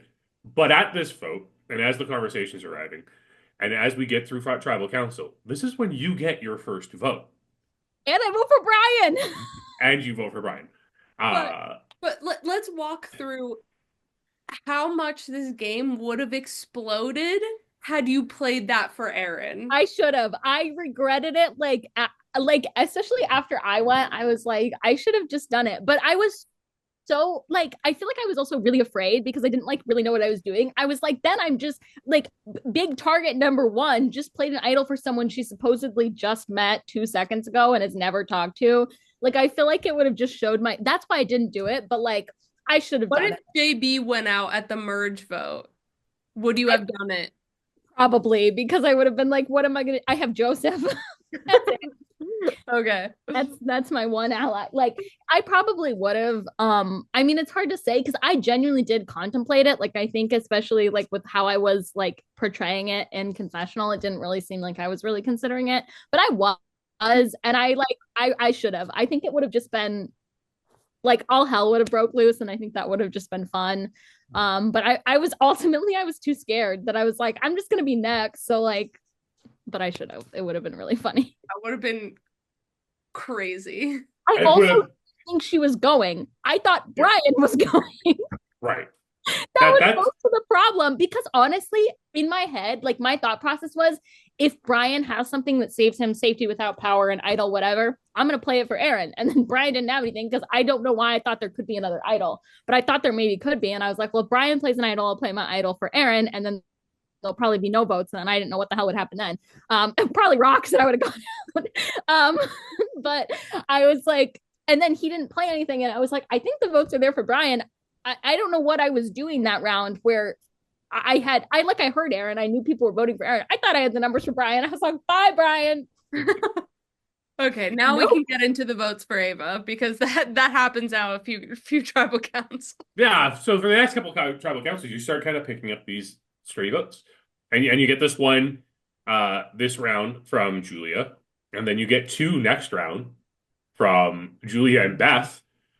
And all of a sudden, like, your name's coming up there. What's going on? Like, what's going on with you in this instance as you start seeing your name picking up there? Because you've been more low-key under the radar at this point. You haven't seemed to be at the crux of any conversation. No one seems to expect you have an idol. But all of a sudden, your name's popping up. And it makes no sense because every other vote seems like very distinct. And it seems like everyone has reasons to vote separately or like differently than putting your name down. I had no idea. Like, I was like, what is going on? Like, yeah, I don't know. I think I was like genuinely just confused. I think that also kind of played into like when I played the idol and I was like, I've never been more confused and my name has come up the past 2 times when I was far less confused. So I was like, I don't know what's going on.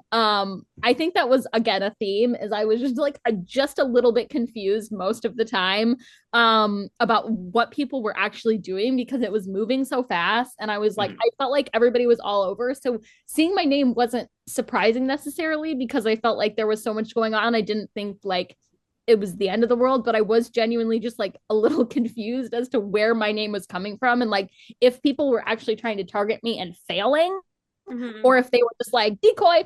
And it was crazy because it was coming from Julia, someone who you were like, we got to keep Julia around. I want to keep Julia around. And she's just like, Ava's got to go.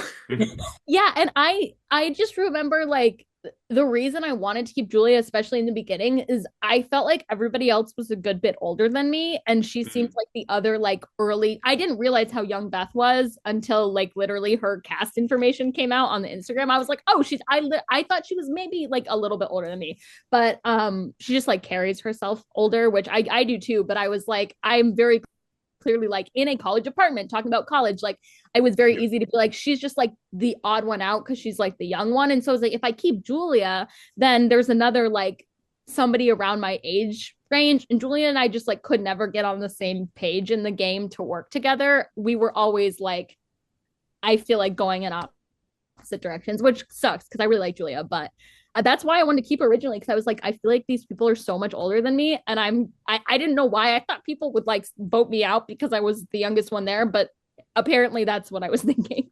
It's an interesting concept because obviously in Survivor, over the years, we've had the conversation about like voting with the old person, and it makes sense when you're living on an island and you're dealing with like physicality and things like that.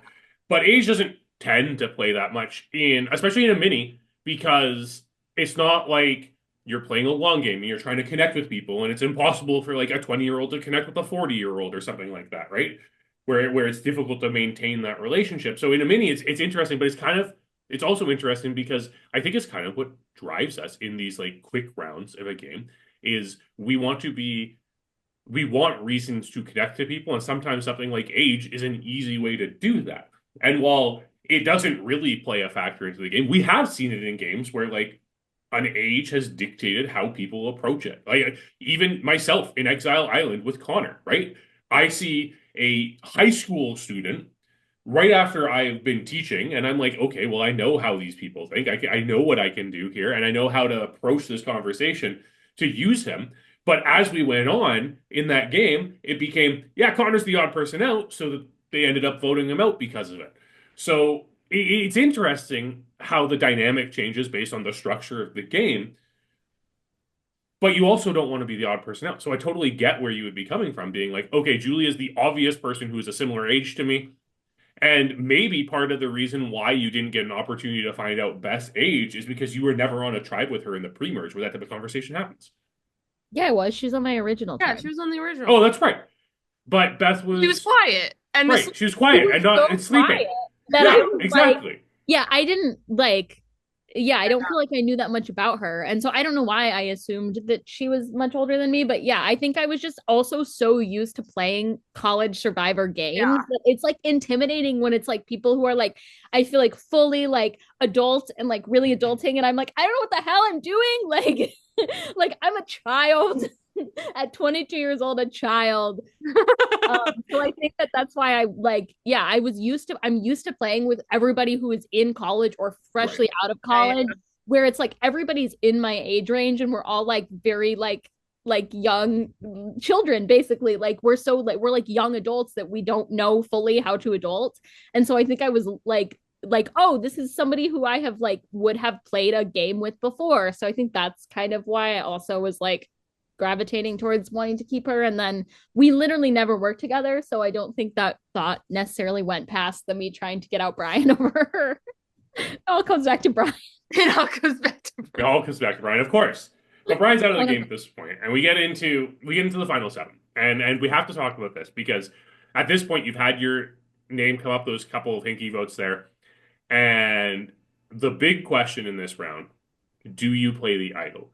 And you mentioned in this round, I have gone out the last two games I've played at Final 5. This idol is good until Final 5. However, I don't know what's going on. I'm copping votes left and right. And technically, at that point, I believe you have the most votes garnered out of anyone else left in the game. Yeah. If I'm... 3? Yeah. And that, other than Beth, who has survived Ross and was immune, right? Like, and is immune. Ava is the only person who's gotten votes. And at this point in the game, like, Beth's not the name that's really coming up. Yes, Beth does get 3 votes at this tribal council. But the last time it was Beth, it went to a tie. And then there's all that conversation about Beth, like, being the person to take to the end. But we did see, like, the conversation of people saying, that's the person people are going to take to the end, so we have to take her out here. And then that leads to this tie vote. And you play your idol. Technically, you don't negate a majority of votes for yourself, but you still keep yourself safe and off this rock, or off this wheel. So you don't have to draw a rock, and instead, all of a sudden, all the women are immune at this tribal council. And the men have to go on the wheel. And of the 3 people there, your closest ally is the one who gets the chop. Classic. She had to, it has to follow the trend. You know. Yeah. It couldn't have gone any other way. I think even that, like, that tribal, like, it tied. So, like, I did kind of know where the votes were going, but I feel like in comparison to the past 2 rounds, I knew where the votes were going more, but I just thought I didn't know where they were going at all. And that's why, like, I had heard, like, a half plan. I think by the time I was voting, I had heard half a plan. And I was like, I'm missing information here. And I was like, I think I literally just was in the wrong room at the wrong time. And that's how I ended up with half a plan. But my thought process was I only have half a plan because I'm the plan. Like I'm the rest of the plan. So I think that's my thought process was I'm missing half a plan because I was in the wrong place at the wrong time. It was I'm missing half a plan because the full plan is me. And therefore I just have a half plan. So that's why I played it. And especially, yeah, I was just like getting stray votes. And I'm like, well, eventually it's going to stick. Like somebody wants me out because you don't throw a vote on somebody you don't want out typically. Maybe people were. But like you typically aren't like, let me just chuck a vote on my number one ally just in case. Like you would chuck a vote on somebody. You're like, well, if this person goes, sucks to suck. But like, it's okay. So I was like, somebody wants me out to some extent. So I figured my name would eventually stick, but didn't.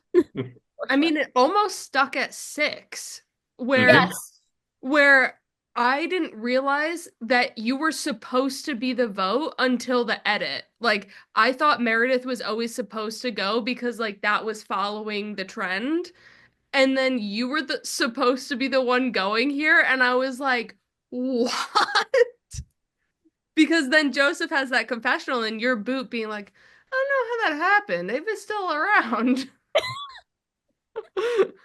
Yeah, I think this is really where it becomes clear where, like, Richard's priorities have very much shifted to you and Beth at this point. But were you aware of that? Yeah. I was very unaware most of the time, clearly, about most things.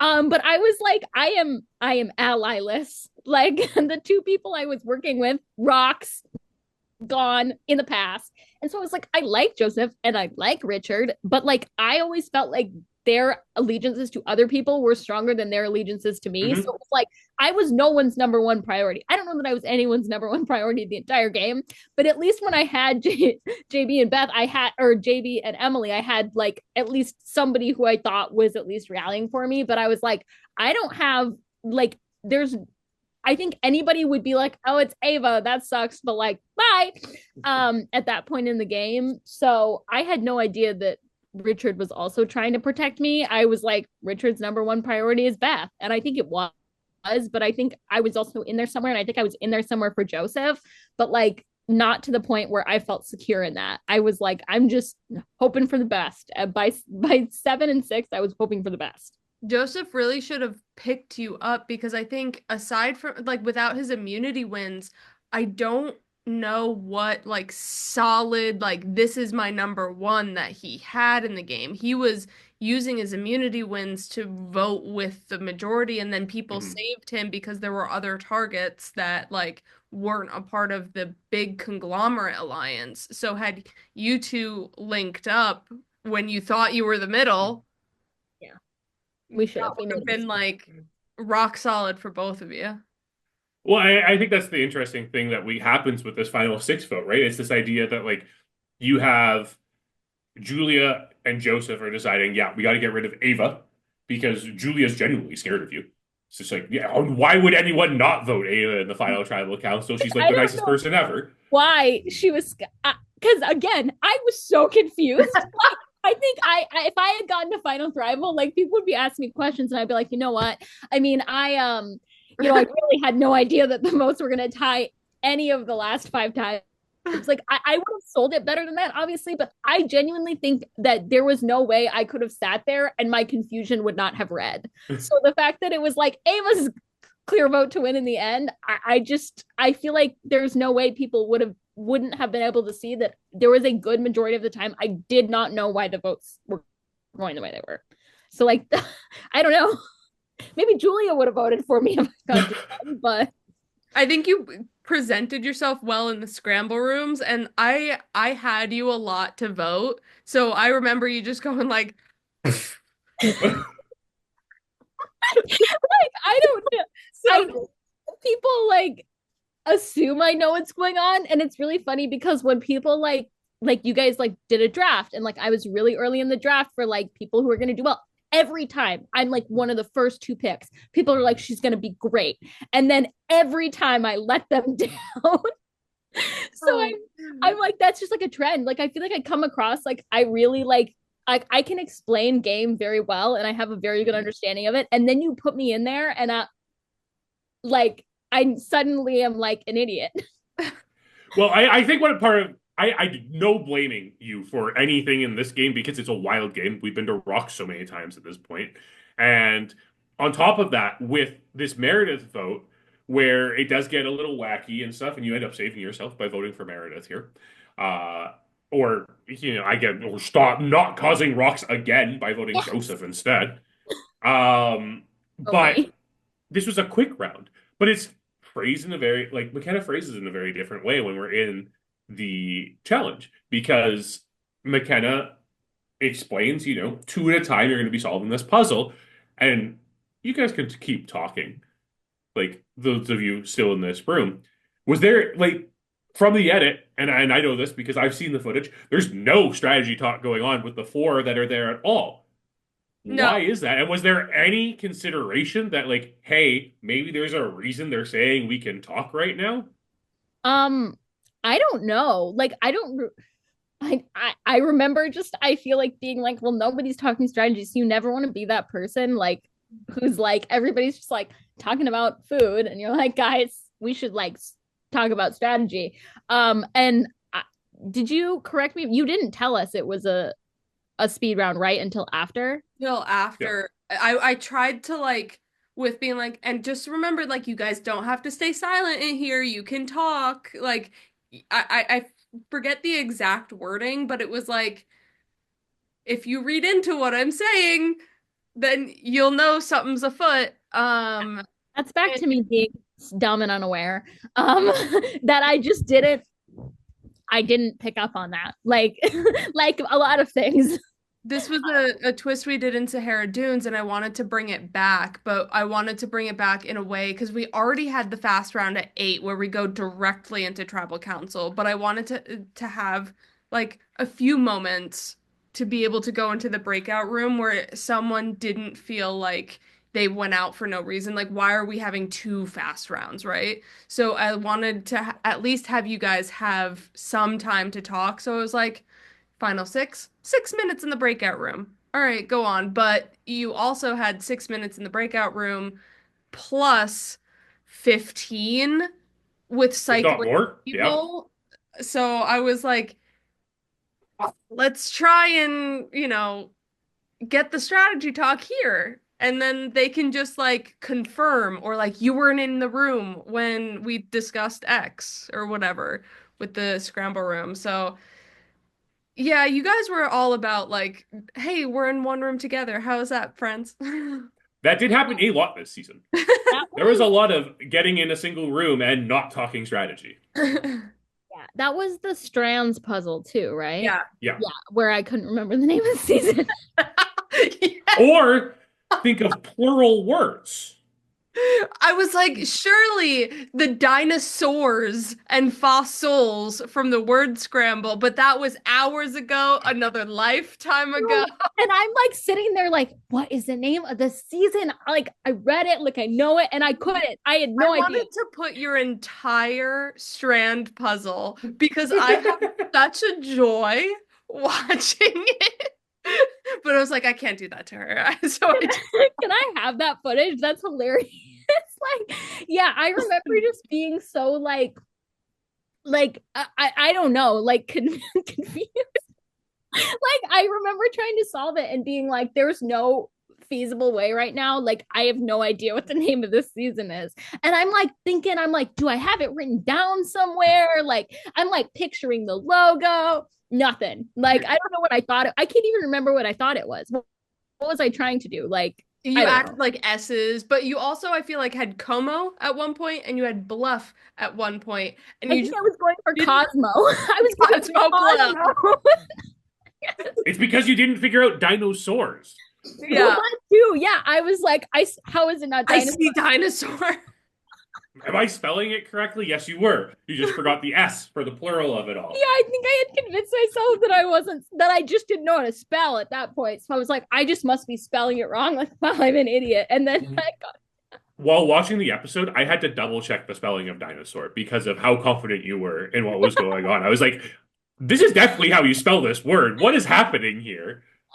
I was like, It was yeah, beautiful. I think it would have been really funny if you put like my whole time like in 3 times speed. You just see me dinosaur, dinosaur, dinosaur, dinosaur. Like It saying has it. to be right.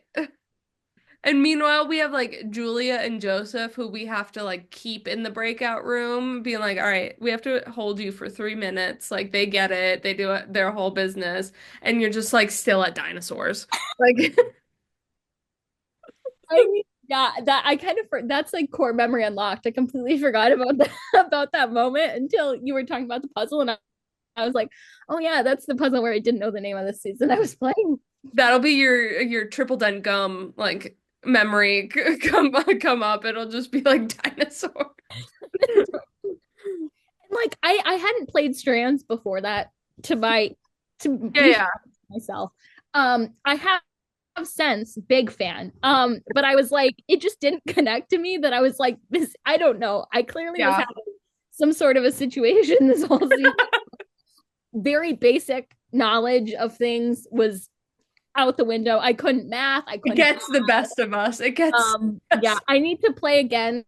And so I have now this knowledge of pay attention to the season logo. That'd be a really good start. Read things as they come in. Yeah, I mean, if I could read and pay attention to things, I think I would be much better off.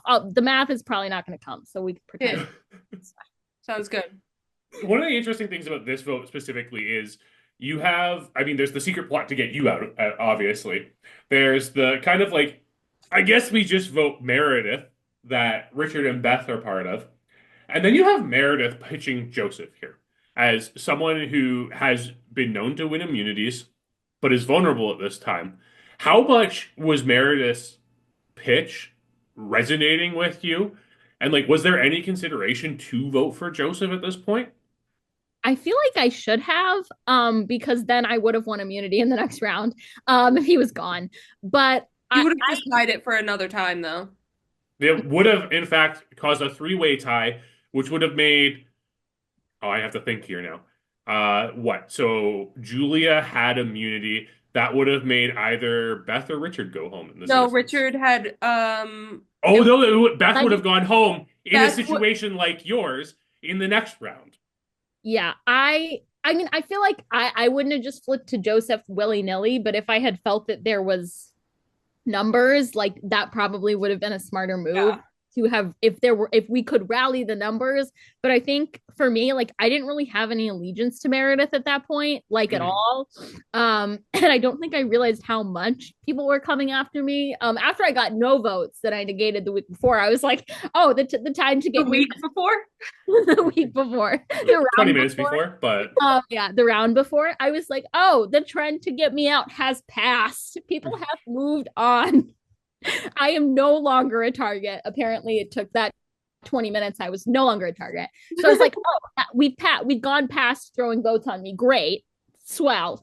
And I was like, I have no allegiance to Meredith. So like didn't like it wasn't difficult to vote her out, but I do think like in retrospect, voting out Joseph would have been a smarter move because he just continued to win and was a much bigger threat. I don't know how big of a threat Meredith was.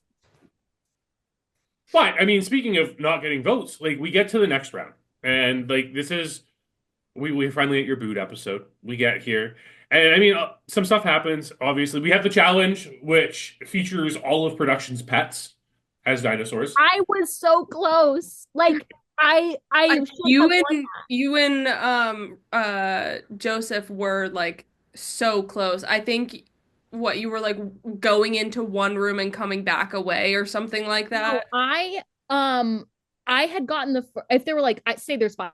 I think there were five. I got the first four correct. I was ahead of Joseph because he missed one, and I got the last one wrong. And it took me for freaking ever to flip the stupid cup. And I'm sitting there flipping the cup, flipping the cup, flipping the cup, and he got the last one because he could flip the cups faster than me. But if I had just guessed the other option for the last one, I would have missed none and would have beat him. So great. I was like, really? I lose the immunity challenge at Final Five by seconds. This is my trend here. I mean, at least you didn't know the pets. Julia has pet Millie, my dog, and got that question wrong. So there's like you can like add that like not It definitely got to a point on production where we see who's at this point in the game, and it's like, wait, some of these people actually know these pets at this point. That's really awkward. yeah, we were like, Yeah. all right, well. Yeah, and honestly, I think I had the answer correct. And I was moving so fast that I forgot which one was which by the time I had transferred rooms. Like, I genuinely think I had the answer because I had it in apparently my of all things, my memory apparently was good this round. And I think I had it, and I was moving so fast because I knew Joseph was also moving so fast that I was like, go, go, go. And I like just mix it up in my head. And then once I had to flip the cups, it was over because I don't remember if you had to do it 3 times or whatever. I couldn't do it at all. I was like sitting, the cup was flying. I was like, I give up. I mean, to be fair to you, this is one of the most difficult single dexterous things we ever do in our seasons. I hate flipping the cups, throwing things into cups. Like, I'm a really bad college student. I don't want to throw a ping pong ball into a cup. I don't want to play Rage Cage. Like, no with the cups.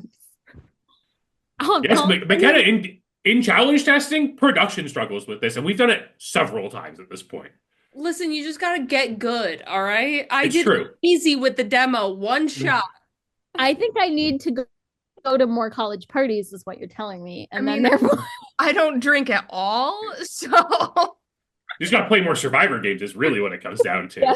my Like, first time playing Flip Cup was Survivor, so yeah, me too. Same with a lot of contestants, surprisingly. yeah. Me too. My first time playing. I think it was Flip Cup or one of those. Yeah.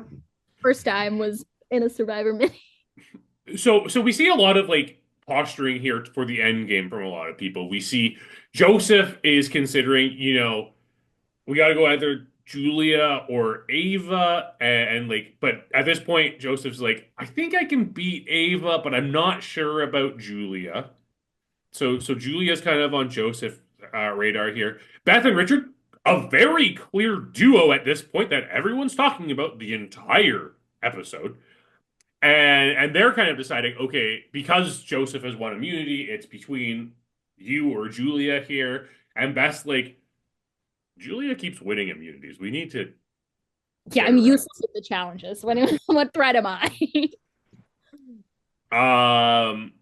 And like Julia takes that moment to kind of pitch Richard over you because of that duo. And I think that's probably the bigger reason you don't get any votes here. I think there is still concerns that you'll end up winning at the end. But it's like, okay, but we're going into 4, and we can't have 2 who will always vote with each other. And that becomes the crux of this entire argument. And it really seems like it gets to this point is like, do you vote out Beth? Do you vote out Richard? So from your perspective, as, someone who decided to vote Richard here, what was leading this vote, and how were you making a decision in this moment? For me, Beth was not a threat. I feel like she was so quiet that I was like, realistically, like, I didn't feel like she could plead her case at the end. I was like, comparatively to like Richard and Beth, I was like, Richard is the bigger threat. I feel like he's the better talker.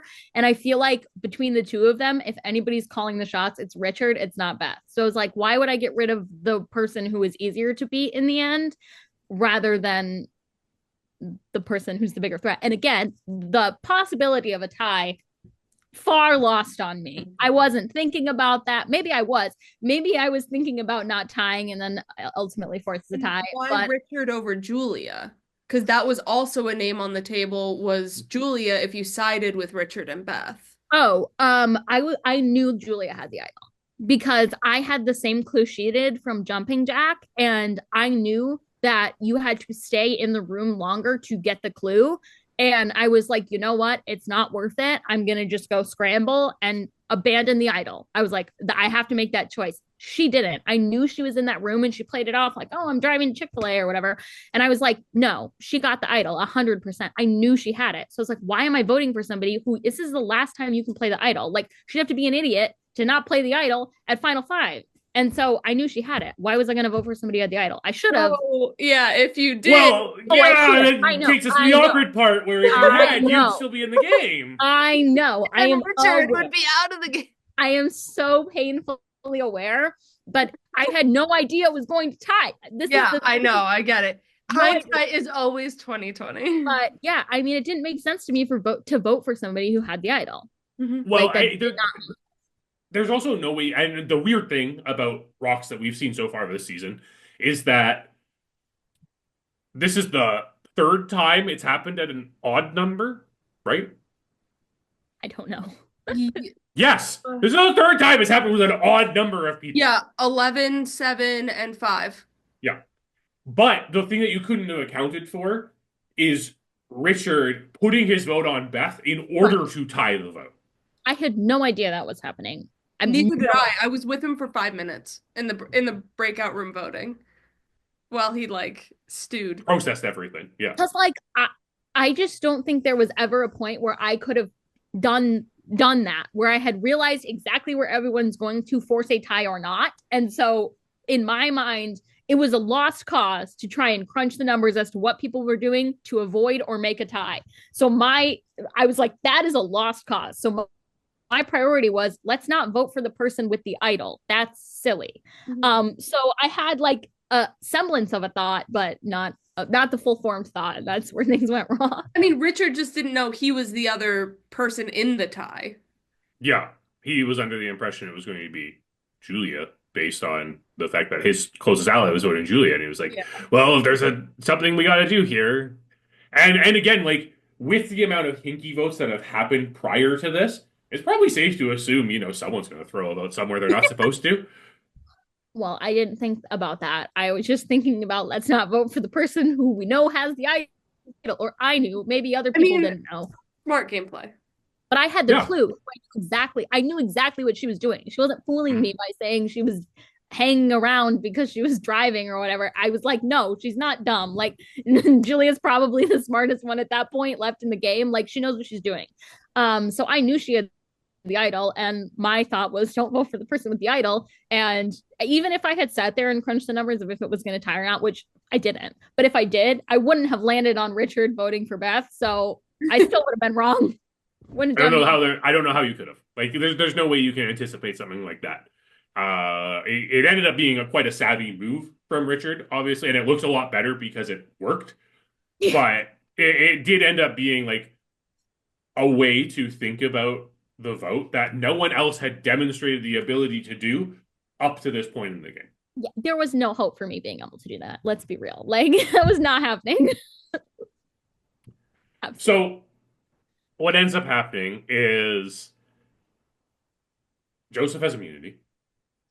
Julia is immune because of her idol. Richard and Beth both tie, which by the Game Changes rules results in them being immune from the rock draw, leaving it with only a single person who can go home, and it's you. So again, surprising. Not the first time it's happened in DCP history. Likely won't end up being the last time it's happened in DCP history either. You are the only eligible person to go home, so you do have to go home. In both instances, if it makes you feel better, Andrew also voted himself out when he did this by putting the vote where he put his vote. However, McKenna, we have to ask, because this happened twice now. It's one of those things, If I had a nickel for every time, I'd have 2 nickels, and it's a little weird. Yeah. But from a production standpoint, is there any consideration of changing the rules so this doesn't happen? Or is this something that we are what, players? Sort it out, figure it out, and it's something we are accepting is part of the DCP lore at this point? I mean, the only thing I can do is add the amendment in the rules of, hey, if this happens at Final 5, or, if there's an idle play at Final 5 and there's a tie, someone might just go home. Because there is a world where 4 of you, get your shit together and are we're all voting this person. And it's happened in every season. All Stars was a legacy and an idol, but in this Final Five vote, every Final Five vote, someone has gone home normally. So I feel like these are two abnormal occurrences where people have gotten their, stuff together. In the case of All Stars, there was a miscommunication between Karen and Andrew where they both where they thought, their votes were Simmons is number one. Here, I honestly cannot tell you what happened. And that is like after after we were done with Como Bluff, Carrie asks me, "So, are you happy with the season?" I was like, "I have no idea what happened. It was a fever dream, the entire thing." So like I think this instance in Como Bluff is just Como Bluff doing its thing. Yeah. I think it's really indicative of the cast as a whole, right? I think it was a cast that did enjoy sitting in the same room and talking, and because of that, we see the impact of that. And hopefully future casts take this as a lesson, right? And there's a big question sometimes of like, what's the harm of people sitting in a room together and like kind of bonding and things like that? And it is that you don't know what's going to happen. This is it. Yeah, there's things of like room limits have always been discussed, and it's like, well, then it's not organic, right? It's not in Survivor, they're not like, hey, you guys got to break up. Only 3 people are allowed in the shelter. So like that's why I don't necessarily like to have room limits. It's because like this is what you're deciding to do with your game. Like we want to give as much power to the players as we can. So if you're going to sit in a room, if you're going to say, "Hey, Ava, let's go to the well." These are 2 options that you have, and it's up to you to, decide your fate in the game. Yeah, and I think the other thing is room limits put this really awkward thing into the game where you get like we did at the right before Meredith goes, and you have Alex and I screaming at our room to go to tribal council and talking consistently to make it so no one can talk to each other. And room limits just like make production have to do that. We don't like doing that. Yeah. It's just not fun like that way. It's more fun to have everyone figure it out, right? Like take the time. We're giving you time.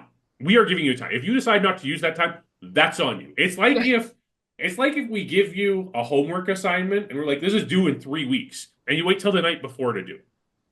Right? It's the same thing. You got to use your time properly. And we know how those homework, it's like a group project, I would say, right? Where it's like you have the group project, it's due in 3 weeks. No one's really thinking about it. You have that one person who's like, okay, I'm going to think about this, but like doesn't want to push the group too hard, is kind of working towards it. And then you get to the last moment and you're like, okay, everyone kick your gear, like get your butt into gear. And the problem is if you don't have that one person who's like, no, we're doing this. And I think there's some fear from a lot of people to be that person in this because it's like, okay, we're just going to vote you out then. But really, like, you're all here playing Survivor. Is anyone going to be like, man, that person wants us to talk. We should get them out of here. Sometimes we have those players that kickstart the season, right? They kickstart and set a precedent rather than set a fear of I'm going to get voted out. Yeah. So in like, say, Trinity Falls, we have Emily being like, let's go here and talk. In Moneta Bank, we have Kayla. And I think that does stem from LRGs, which Ava, you also play, where like it's out in the open and it's well known being like, hey, let's talk to the side. So like that's why we also like to cast some people who are in the LRG space because they do bring some of that to the org world of like, hey, let's talk over here because this is nonsense. So like there is, there are those movers and shakers, and sometimes Erin gets out early, and so we see sometimes it affects the late game if those movers and shakers get rocked out, or like JB and Joseph are these people that are like pulling people away, and when there's only Joseph left, it's sometimes hard to navigate. Yeah, I think the thing for me is like I am like if I come out too strong, I feel like people are going to be like, she is so annoying and abrasive. Like, so I feel like I always come in like trying to be like moving yeah forward. calmly and like not wanting to be the first person to make all the moves because I'm so afraid that I'm going to come off as bossy. And I did that in Survivor MSU. I was very like trying to be like calm, especially at the beginning. And then once I like reach the point where I'm just like, forget it, then I'm like crazy. But I think that I came in, especially like I didn't like really know any, like I knew Erin, but like I didn't know you guys, like I didn't know anything. And I was like, I just don't want to be the first boot. Like I don't want to come off and be like, rah, and everyone's like, oh my God, like chill. So I think once I became like trying to not do that as much, and like a lot of people were not doing that, I was like, well, this is just how it's going, so I'm not going to be the person to like break the mold. And that's on me. Like I feel like I should be more like, especially at the beginning, pulling people away, but I think I'm just too scared. I think it does something that comes with experience. But so with that being said, do you think being on the younger side of the cast has an effect on you where you don't want to come off that way? Like, are you hypercritical thinking about that type of influence of like, you're already concerned, oh, I'm so much younger than these people. If I start bossing them around, they're going to just like turn it on me and be like, yo, I'm not being bossed around by some 22-year-old? Or do you think there are other things in play? I mean, yeah, I think it's also being a woman and not wanting to be the bossy woman. like quite frankly, I mean, I talk about a lot, especially in the college survivor sphere, of how men and women are treated very differently. And you see it on regular Survivor, how men and women are treated very differently. And I think that's a big part of it for me, is like, I don't want to be the bossy woman. Like, and I think being younger here too, I think does play a role into that, of like it's intimidating when you're playing with, like I said, people I think who are full-blown adults, and I'm just like a baby adult. But I think a lot of it does have to do with being a woman and being somebody who, you know, I don't want to come off as the bossy woman. I mean, that's a lot of my regular life too. But I think that's probably most of it for me, more than age, is, you know, that's just the difference between being a man and a woman, especially on like this isn't like a LRG, but like on a live game where you're like face to face with people.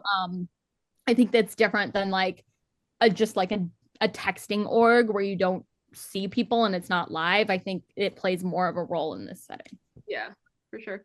So, okay, before we wrap things up, what was your Barbie Dreamhouse strategy? Like, what was it, and how were you planning on implementing it? How did you have to adapt it throughout the game?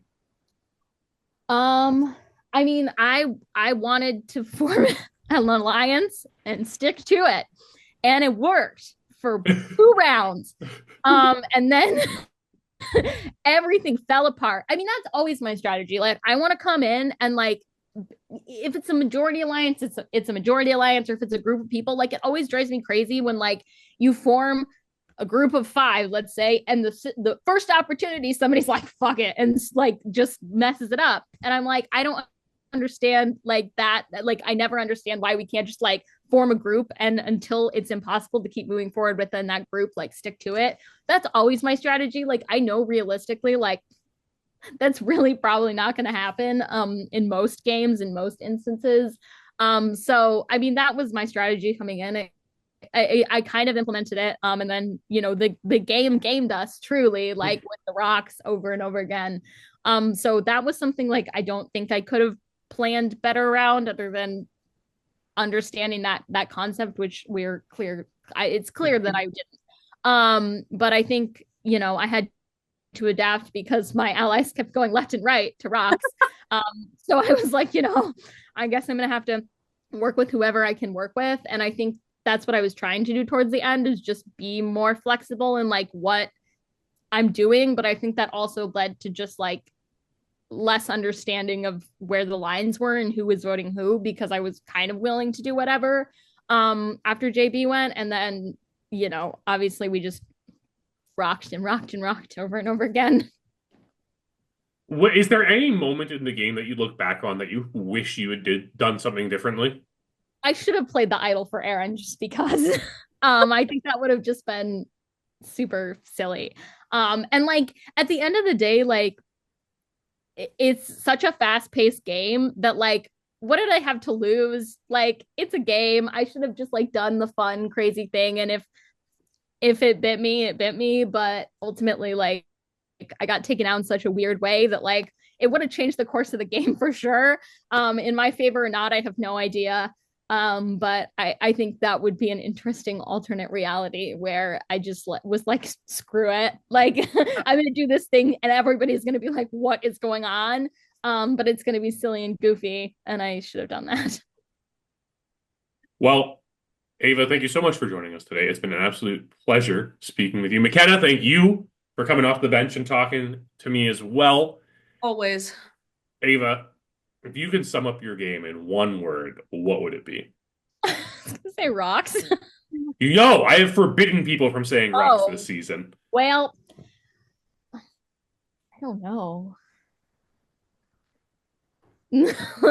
I want to be like confused. That's totally fair. I think that fits really well. I feel like I was generally confused. So confused. Well, thank you once again for joining us. Thank you everyone for tuning in. Make sure you like the video. Subscribe to the channel. It's the finale of Como Bluff tomorrow night. So make sure you tune in to find out who wins this absolutely crazy season. There's so much. Oh my God, I almost forgot to mention, because Ava wasn't there. It didn't win the challenge, so we didn't talk about it. Todd's Pop Shop, one of our favorite sponsors, sponsored the Immunity Challenge this time. And Todd actually has his anniversary sale on this week. So make sure you check him out if you are looking for some good deals on his pops. He makes some great ones. I can't wait to see what Joseph got with his prize winning there. Thank you everyone for tuning in. There's still so much more after the snuff coming to you after this finale. So make sure you subscribe and tune in. We'll catch you next time.